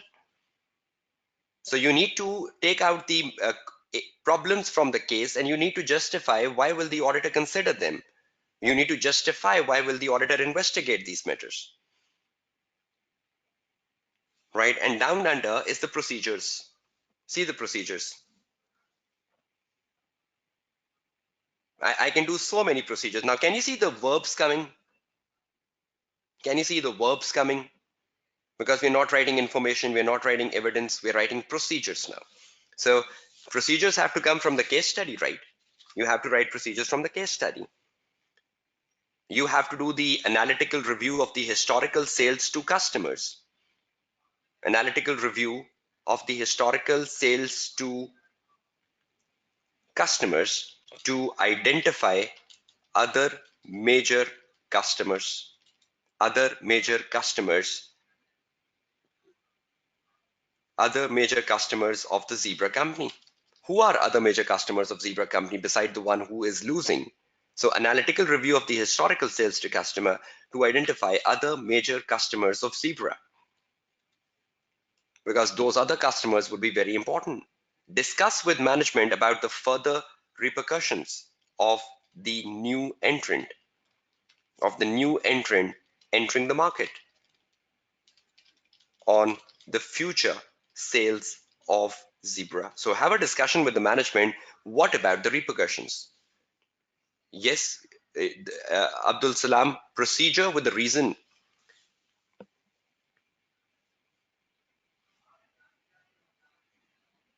Right, sorry, the first point is the analytical review of the historical sales to the customer. That is the 5% customer, to identify the previous trend of the sales to this important customer. Was it more than 5%? Was it less than 5%?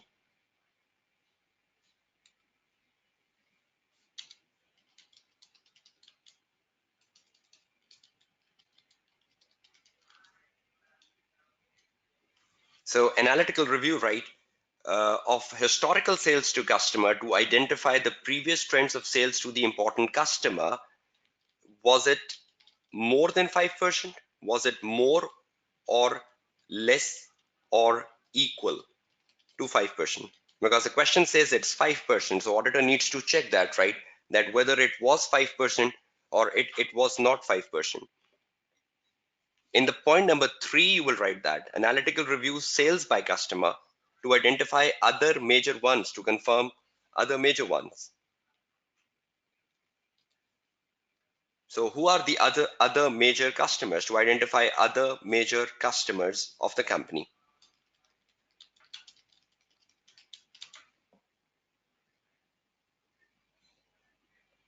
Yes, exactly. You can discuss with management. Are there any possibilities of the other customers losing you? See that I have that in my point number 4.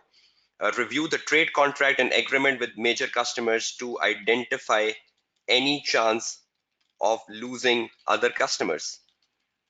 Review the correspondence, review the agreements, review the contracts. So if there any chance of losing other customers, review correspondence with major customers to confirm is there any dissatisfaction? Is there any dissatisfaction among the other customers? Among the other customers. And you can continue with the list downwards. Yes, that's very valid, Muhammad Danish and Abdul Jawad Rahil. That's very valid too. So the list goes on. You can convert them into proper procedures. I have written the sketch. You can convert the sketch to sentences, but that question requires procedures. Just 6, right? The list is of 11. You need to think about 6 procedures around the gifted land and around the customer. So around the customer and the gifted land, you need to think about 6 procedures, which are not much. And you know the procedures have to come from the case. And the procedure has to start with verb. And I hope you're clear with the methods, how to write them. I converted one of the methods into a proper para form. So you know how to write a para under each meta. And on the basis of that, you can convert the gifted land into paras. Yes, exactly. That's a good suggestion, Kinza.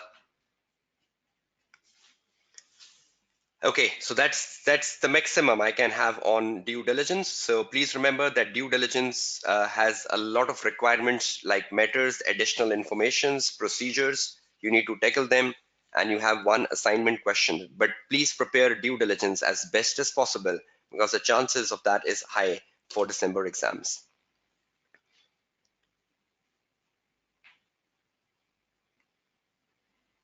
Yes, Abdullah, that's a better answer. That's a better procedure. Shamsuddin, that's even a better procedure.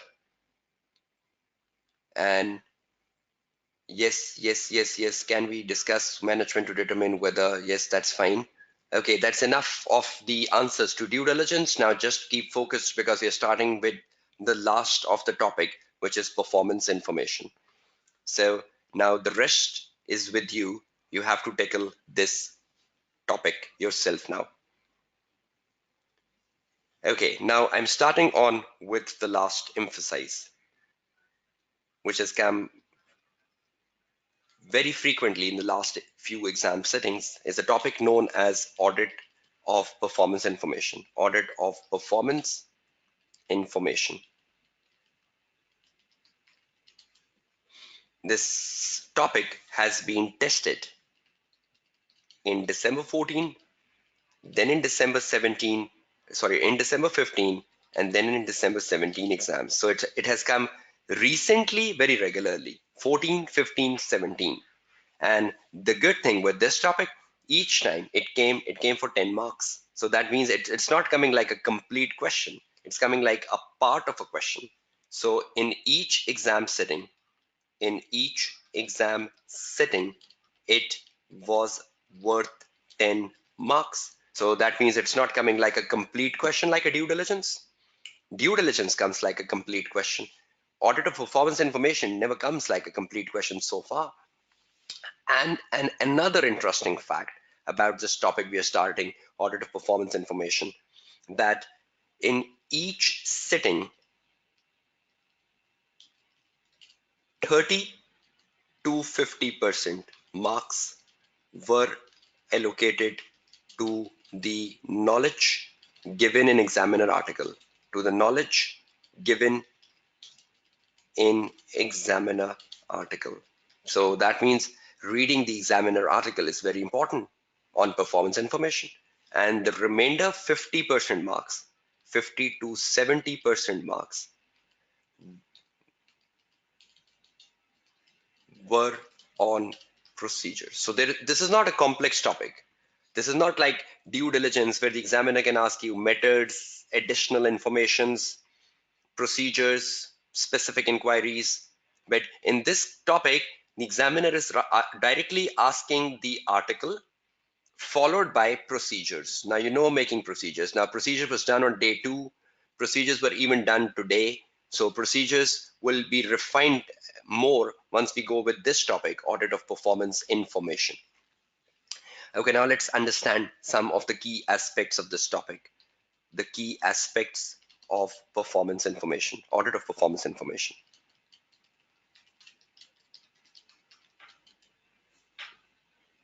Right. Now, The performance information, what basically is that? Let's go down and read the examiner article for that, because examiner has given a perfect definition of what performance information is, and that will make you realize that this article has been tested so many times in the last 3 sittings of this topic. So right in front of your screen you can see this article, performance information, and I'll be spending 10 minutes on this article for the sake of knowledge, and after that we'll spend time on practicing one question on performance information. Now, when you scroll this article, performance information in the public sector, and you go down the article, leave the first page, come on the second page, even leave the second page, come on the third page.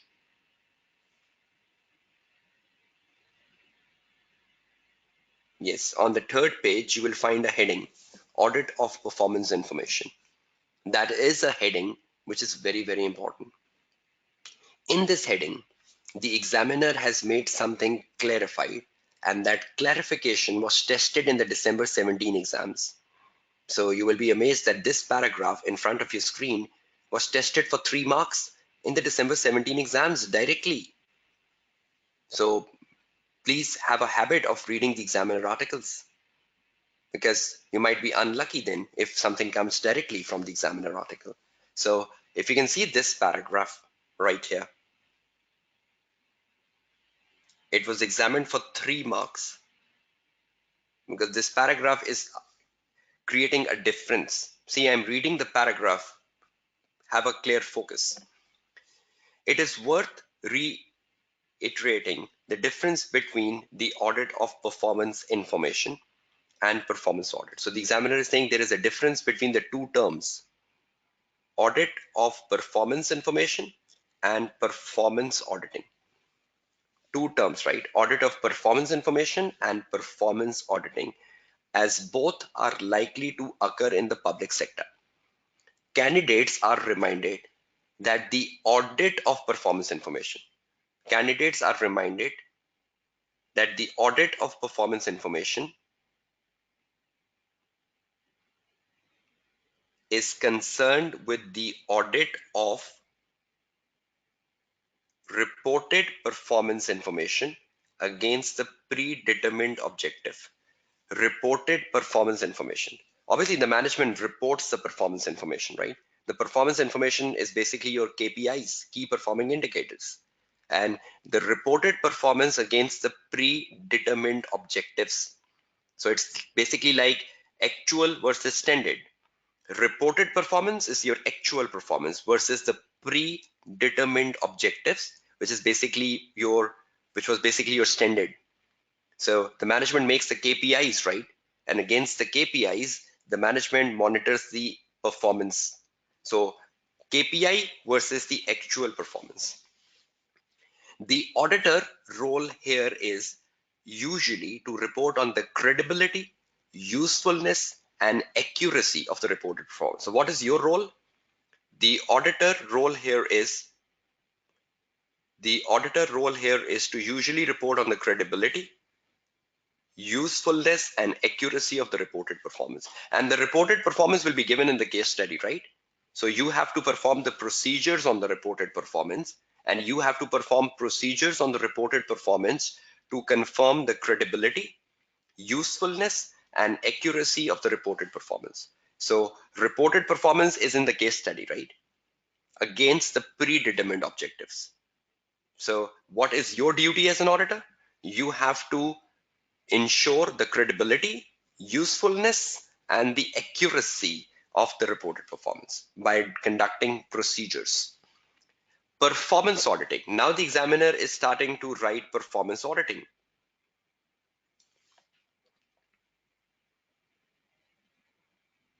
The examiner is telling us what performance auditing is.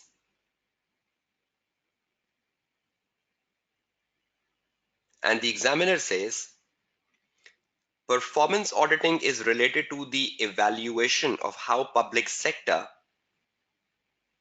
body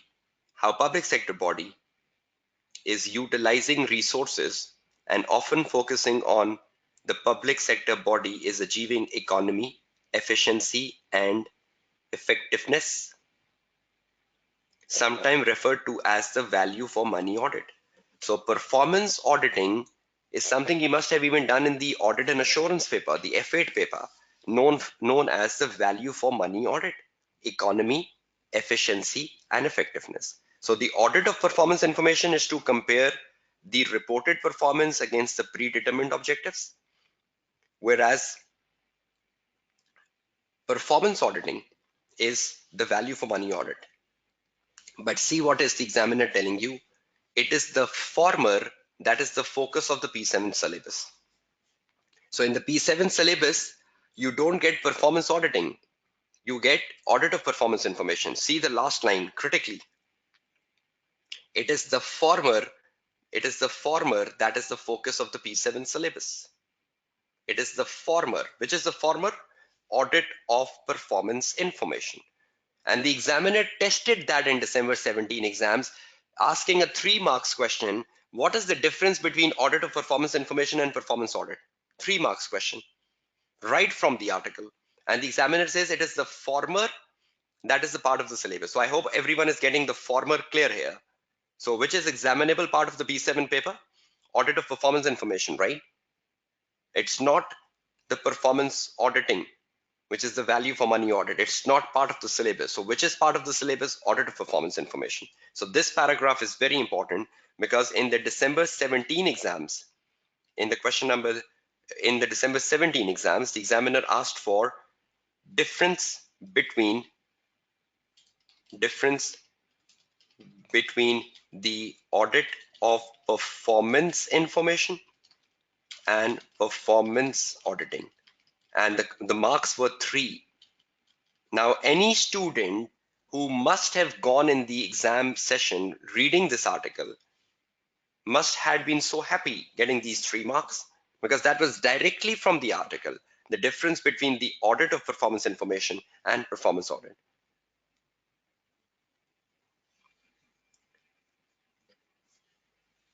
Yes, South, it's basically for public sector, but examiner has even given a question on the private sector. So irrespective of that, the objective remains the same. Uh, Predetermined objective versus the reported performance. So now I hope you know the difference, right? So let's put them down quickly here. Number 1, it is the audit of performance information, which is part of the AAA syllabus, and it means reported performance versus predetermined objectives, which is basically the KPIs. So your reported performance, your actual performance against the KPI. So for example, your KPI is reduce the number of accidents in workplace. Suppose that's your KPI, reduce the number of accidents in workplace. What has been the actual performance against that? Has the number of accidents really gone down from the last year? Increase spending on education is your predetermined objective. Increase spending on education. Have the education spending increased from the last year as part of your CSR KPI? So the management has to make a KPI first, and against the KPI, you check the actual performance. So that is part of the P7 syllabus, right? And the auditor has to review the credibility, the usefulness,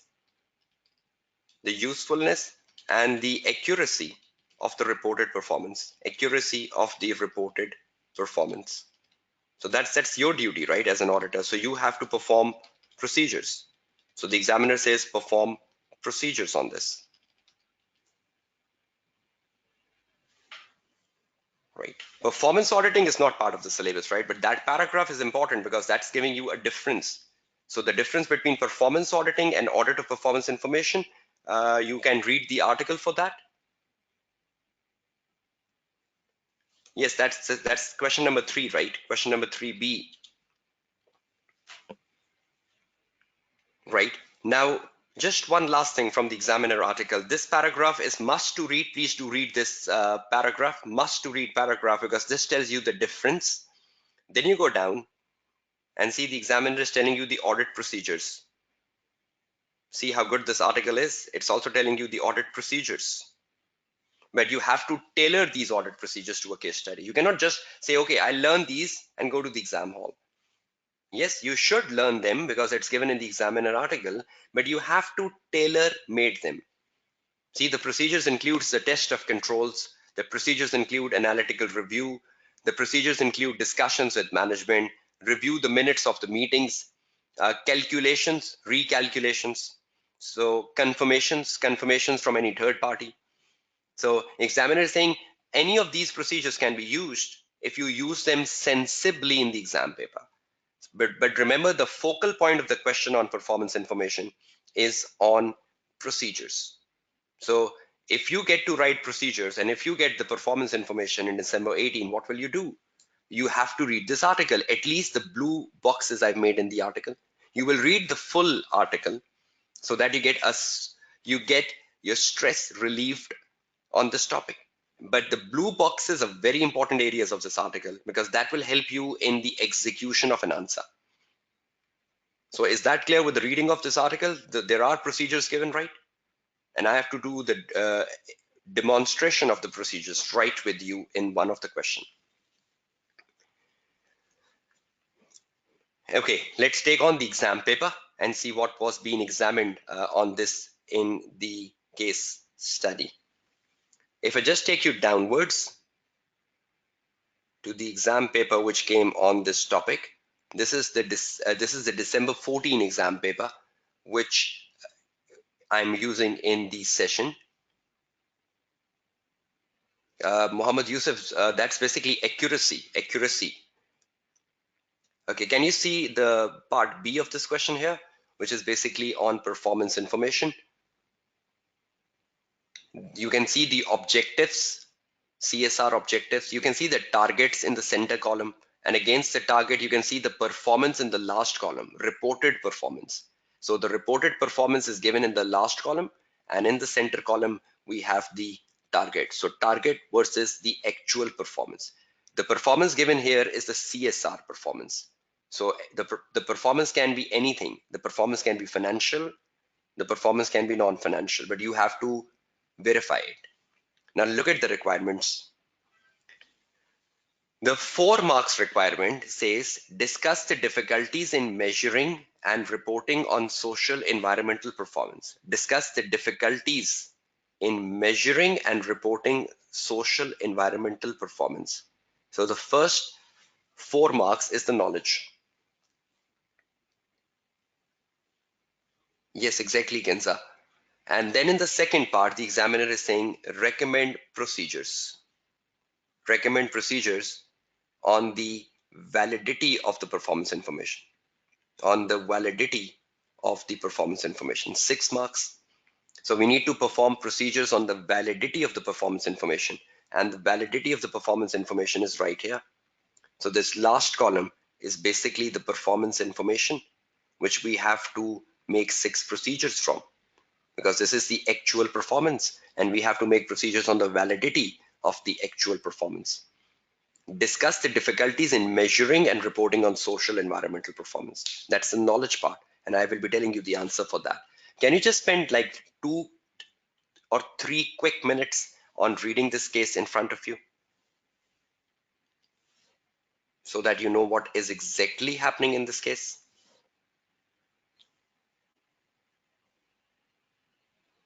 Can you just read this quickly from the B part, the column 1, the column 2, and the column 3, so you are prepared for answering the question?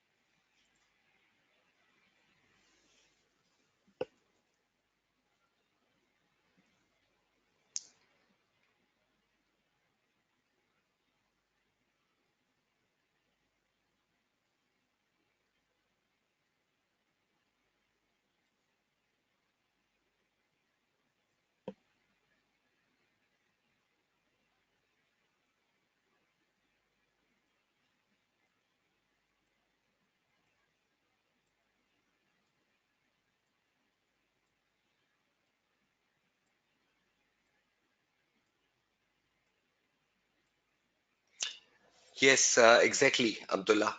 This is a very journal topic, but please do read the Examiner article. That is a really productive article on this subject matter to give you insights on audit of performance information. It's a it's an opportunity if it comes in your exam setting.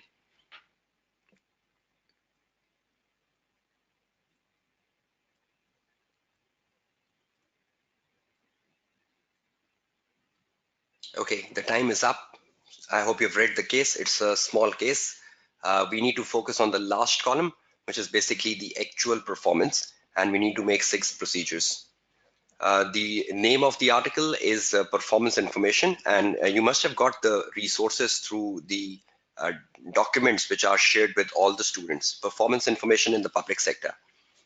Okay, let's go down and see the requirements. Discuss the difficulties in measuring and reporting social environmental performance, and then make 6 procedures. Now, I have already made the 6 procedures in my sketch answer, but I would just like to make one point very clear. That is, in the December 14 exams, question number 3, part B, and in the December 15 exams, which you have to do, which is the question number 2, part B, in both these questions, the examiner has asked you discuss the 3 things. In this question, we have 2 things. This question was asking discuss the measuring and reporting. Discuss the measuring and reporting.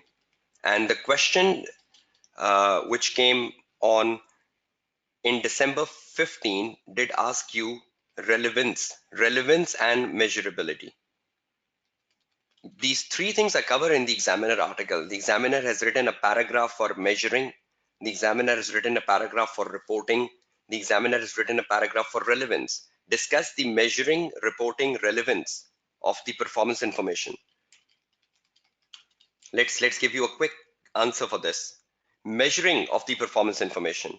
The measuring can be simple. The measuring can be complex. The measuring can involve subjectivity. For example, you are measuring the environmental performance, which is very complex. But if you are measuring how much donation have you given is very simple. So at times, measuring some financial performance are easier, but measuring another performance is difficult. Suppose measuring the financial information is easier, but measuring the non-financial information is more difficult. So measuring is what? So measuring can be simple, measuring can be complex. So measuring the financial information is more simple. Quantification is more simple. But measuring the non-financial information is very complex. Non-financial information is very complex. For example, employee satisfaction. Now, employee satisfaction measurement is so difficult. So measuring something non-financial like motivation of the employee, level of motivation is so difficult, right? So measuring relates with simple, complex, financial, non-financial. Reporting. When you are reporting the performance information, reporting relates with standards. Reporting relates with frameworks. Reporting relates with standards and frameworks. So we have to apply we have to apply the applicable reporting standards. Even in some countries, there are applicable standards for CSR reporting, for integrated reporting. Reporting, there is no prescribed format of reporting on performance information. It's not like a financial statement which has proper IFRS and IAS. There is no prescribed format of reporting on performance information. So there is an absence of a guidance. So that means the reporting will vary. The reporting will vary from one company to another because there is no prescribed format. So one company can do reporting in one manner, the other company can do reporting in another manner. The one company can do more reporting, the other company can do less reporting. And reporting in this question, the reporting also relates with the assurance level provided by the auditor, because the auditor was engaged in this question to provide an assurance level. So reporting also relates with the assurance level provided by the auditor, and reporting relates with openness of the information. How much information will the management be giving in the report? Openness of the information provided by the management. Because performance information is not like an IFRS and IAS, which is must. Performance information is like an extra information you are giving. How much will you give it? Some companies give more, some companies give less. And not just the openness of the information, the transparency of the information. And for the transparency of the information, you hire an auditor. So you hire an auditor for the transparency of the information. So measuring reporting, please do read the examiner article, right? Measuring reporting. Relevance. Relevance is versus who? Relevance is versus the stakeholders. For whom are we making this report? For the stakeholders. Relevance versus stakeholders. So please, these are three simple things in the examiner article: measuring the performance information, reporting the performance information, and relevance. Relevance is versus the stakeholder. So revise these three things from the examiner article because they have come in both the exam settings, December 14 and December 15. So you should know what measuring, reporting, relevance mean. So you need to read the article. A lot of knowledge has been tested from this topic. Is that clear to everyone? Measuring, reporting, relevance, the three important terms, and you can explore the article for refining your knowledge. Okay, now we need to make procedures on the performance information given in the case study.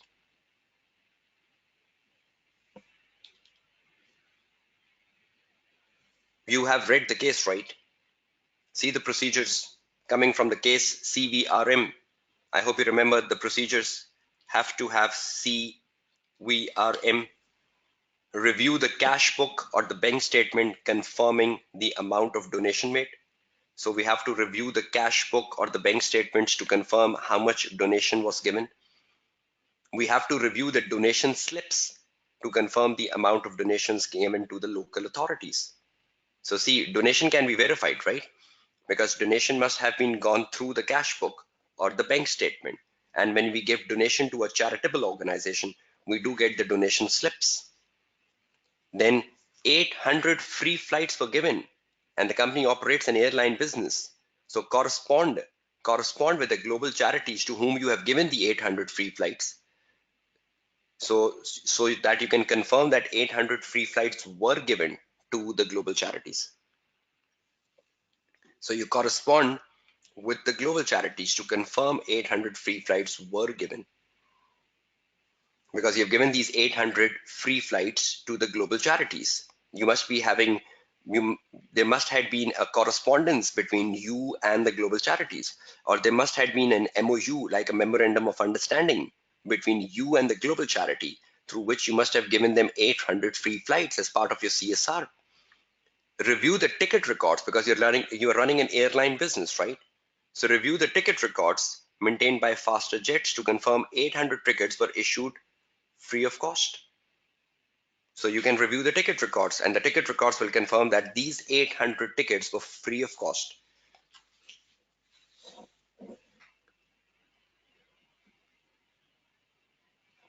Okay, review any correspondence between FasterJet and the global charities confirming FasterJet commitment to 800 flights. Obviously, there must have been a correspondence between the global charities and FasterJet.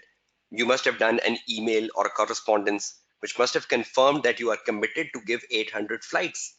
So you can check any emails between the charity and the FasterJet, and you can review the ticket records.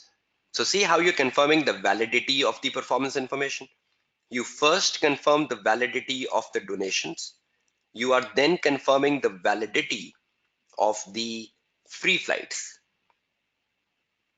Yes, yes, John, that's perfect. Perfect. You can do that. You can do that as a replacement of this procedure. Yes, that's perfect, Muhammad Ikram. That's coming down under in my procedures even. Recalculate the average cost per flight, that is 700, and confirm the reasonableness of the cost per flight with the destination offer. See, I brought the recalculation. $560,000 was the cost of the tickets which you offered for free. So you divided the $560,000 with 800 tickets. So per ticket, the cost is $700. And you want to confirm, is the 700 cost per flight reasonable versus the route you offered the ticket? The 800 flights was from where to where? Were they from London to New York? Were they from London to Amsterdam? Were they from Dubai to London? Where were they from? So you want to confirm the reasonableness of the $560,000 cost. So you recalculated the cost per flight to confirm the reasonableness of the cost versus the destination. Yes, you can review the board minutes also, Fahad Ali, for confirming the approval of the donations and for the approval of the free flights. So all this must have been approved, but you cannot review the board minutes multiple times. I hope you have read the examiner article on procedures. Examiner really does not like the way the student writes board minutes in exam paper. So Fahad Ali, please do read the examiner article for clarification, though you can use them once in your answer. Review the bank statement for the amount you spend on the local learning initiative. You spend almost $750,000, right, on the local learning initiative. So you can review the bank statements for the local learning initiative. You can review the attendance sheets to confirm that 2250 children attended the education day. How would you confirm that 2250 children attended the education day? From the attendance sheets and registers. So you can review them. So see, you're making procedures here, right? So procedures can come on any topic. You should know how to make them. You have to look at the last column. In the last column, there is an information given, and you have to confirm the validity of that information by performing proper procedures on the last column.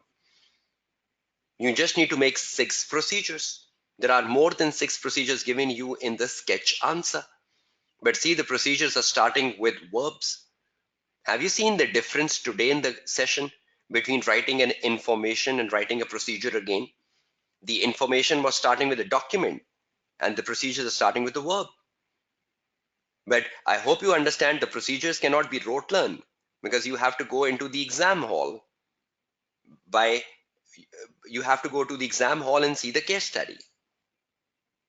Yes, yes, perfect. That's perfect, Abdullah. So most of you are getting on track with your procedures because most of you are suggesting the right procedures.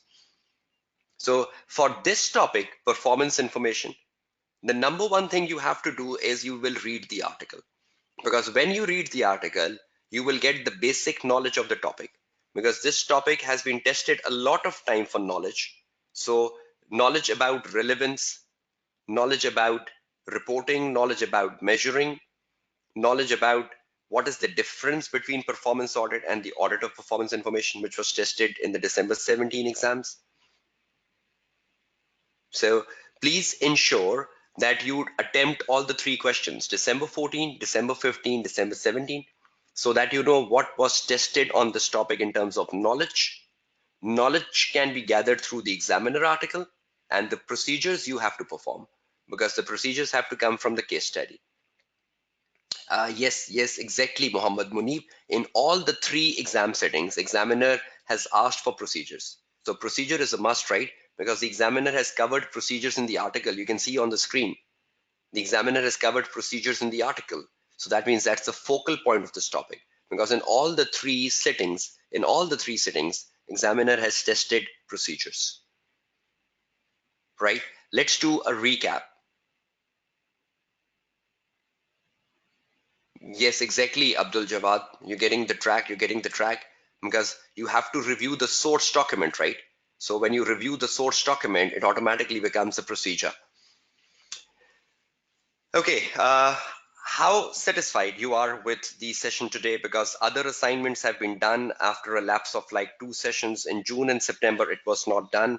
I have done the 2 other assignments with you, one being performance information, one being due diligence, and I will be looking forward to your feedback on the session today as I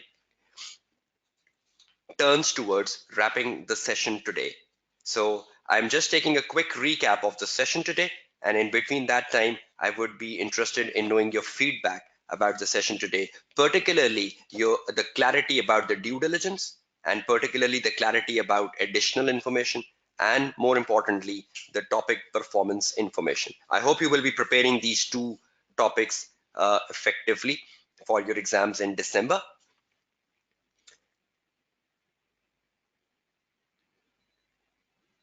Okay, now just let's do a quick recap. I started my session today first with the emphasis of the other assignments. And then over the session today, I focused on that in the March 18 webinar, I have already done PFI and forensic. PFI has come in September 18 exams, so it's least likely that it will be examined again. So you have to focus on either due diligence, or you have to focus on performance information, and you have to focus on forensic. If you want to take any help on forensic, you can take that from the March 18 webinar. But I probably believe that PFI came as a full question in the last exam sitting, so it's least likely it will come back. Yes, and examiner says the other assignments will be tested in the question 3 of the exam paper, and it was tested in question 3 in the last exam sitting. So you can take that help. Secondly, I mentioned you an article, and I even read the article in the session today to encourage you that you have to read the article. Then I conducted an exercise on due diligence and simultaneously an exercise on performance information. I did make very clear in the session today what basically due diligence is. Then I made very clear what is the scope of due diligence. Then the benefits of the due diligence was made clear in the session today. And then we attempted the questions on due diligence. Then we did the performance information. But please remember that performance information is a very knowledge oriented topic.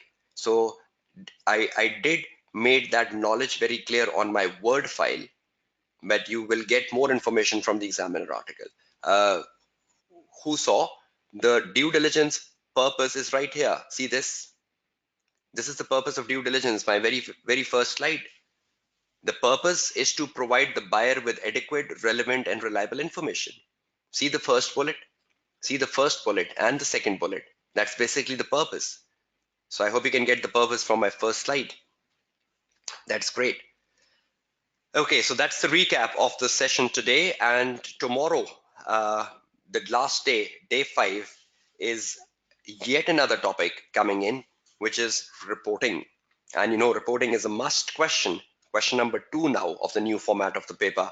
And last time it was tested in the question 2. And again, that's the message of the examiner, that question 2 will be on reporting. So tomorrow agenda is reporting in the live session. And I hope the 4 days, day 1 risk, day 2 evidence, day 3 ethical professional quality control issues, and day 4 today on other assignments. You must have got some valuable insights about the marking scheme, how to write in the answers, and how to be more close to success in your exam paper. Yes, exactly, Muhammad Ikram. That's the right perspective. Muhammad Munib, that's been given on the slides. If you can see my slides, the question number has been given on my slides, which have been shared with all of you.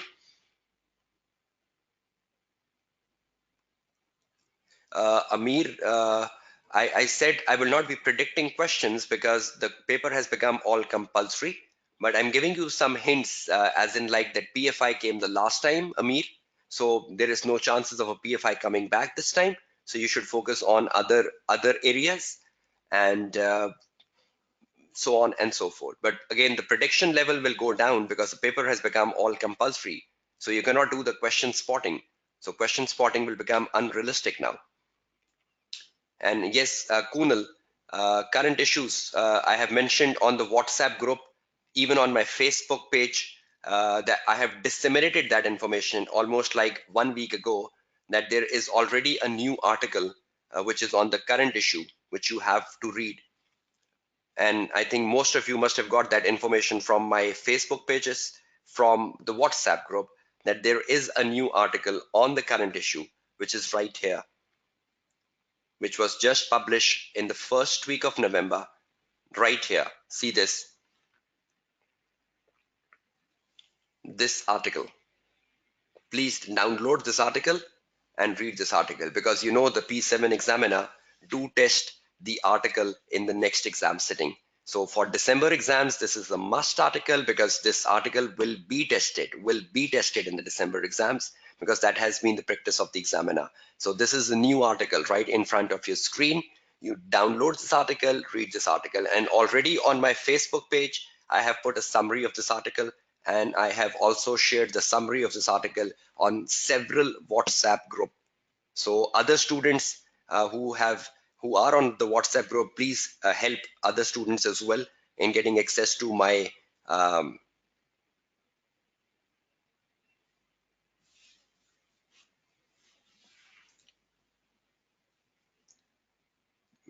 resources, right?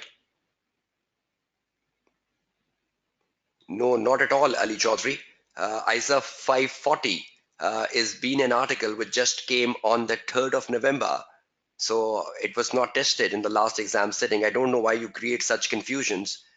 This is a new article which will be highly examinable for the December exams, though the accounting estimates has come several times in the past paper. But the guidance on the accounting estimate has been revised. The ISA 540 is not a new ISA, but it has been revised. Can you see the title? Proposed International Standard on Auditing ISA 540 revised. So this is a revised ISA, right?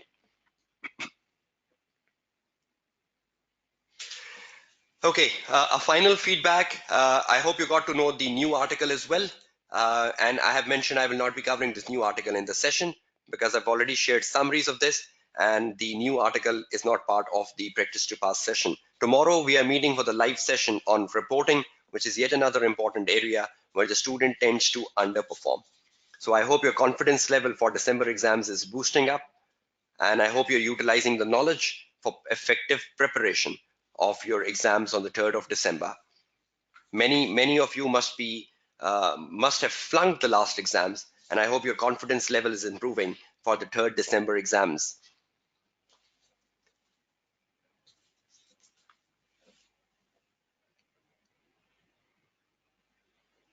Junaid Nasir, obviously, the questions which have been suggested in the sessions are the one which are very important. Apart from that, if you have time, I have given you a radius of practice. You should practice 2015, 2016, 2017, and 2018. Those 4 years are very important. So these 4 years should be your top priority. So if you do 2015 papers, 16 papers, 17 papers, and 18 papers, that would be perfectly well for you appearing for December exams.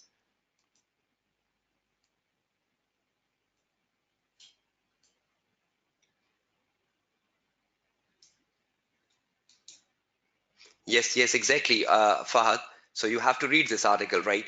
Because obviously the article relates about accounting estimates, and there are a lot of accounting estimates involving IFRS 9. The estimates has a wide definition. The estimates is even in IFRS 13, which is a fair value. Examiner is also given reference to IFRS 13, because that's the standard which deals with the fair value. Okay, so the time is up for the session today. I hope you had a nice session today and an effective session. I'll be meeting you tomorrow in another live session, which is the last day of this practice to pass session. All of you have a nice day, and effectively revise whatever has been told to you. And it's time to say you goodbye and Allah Hafiz.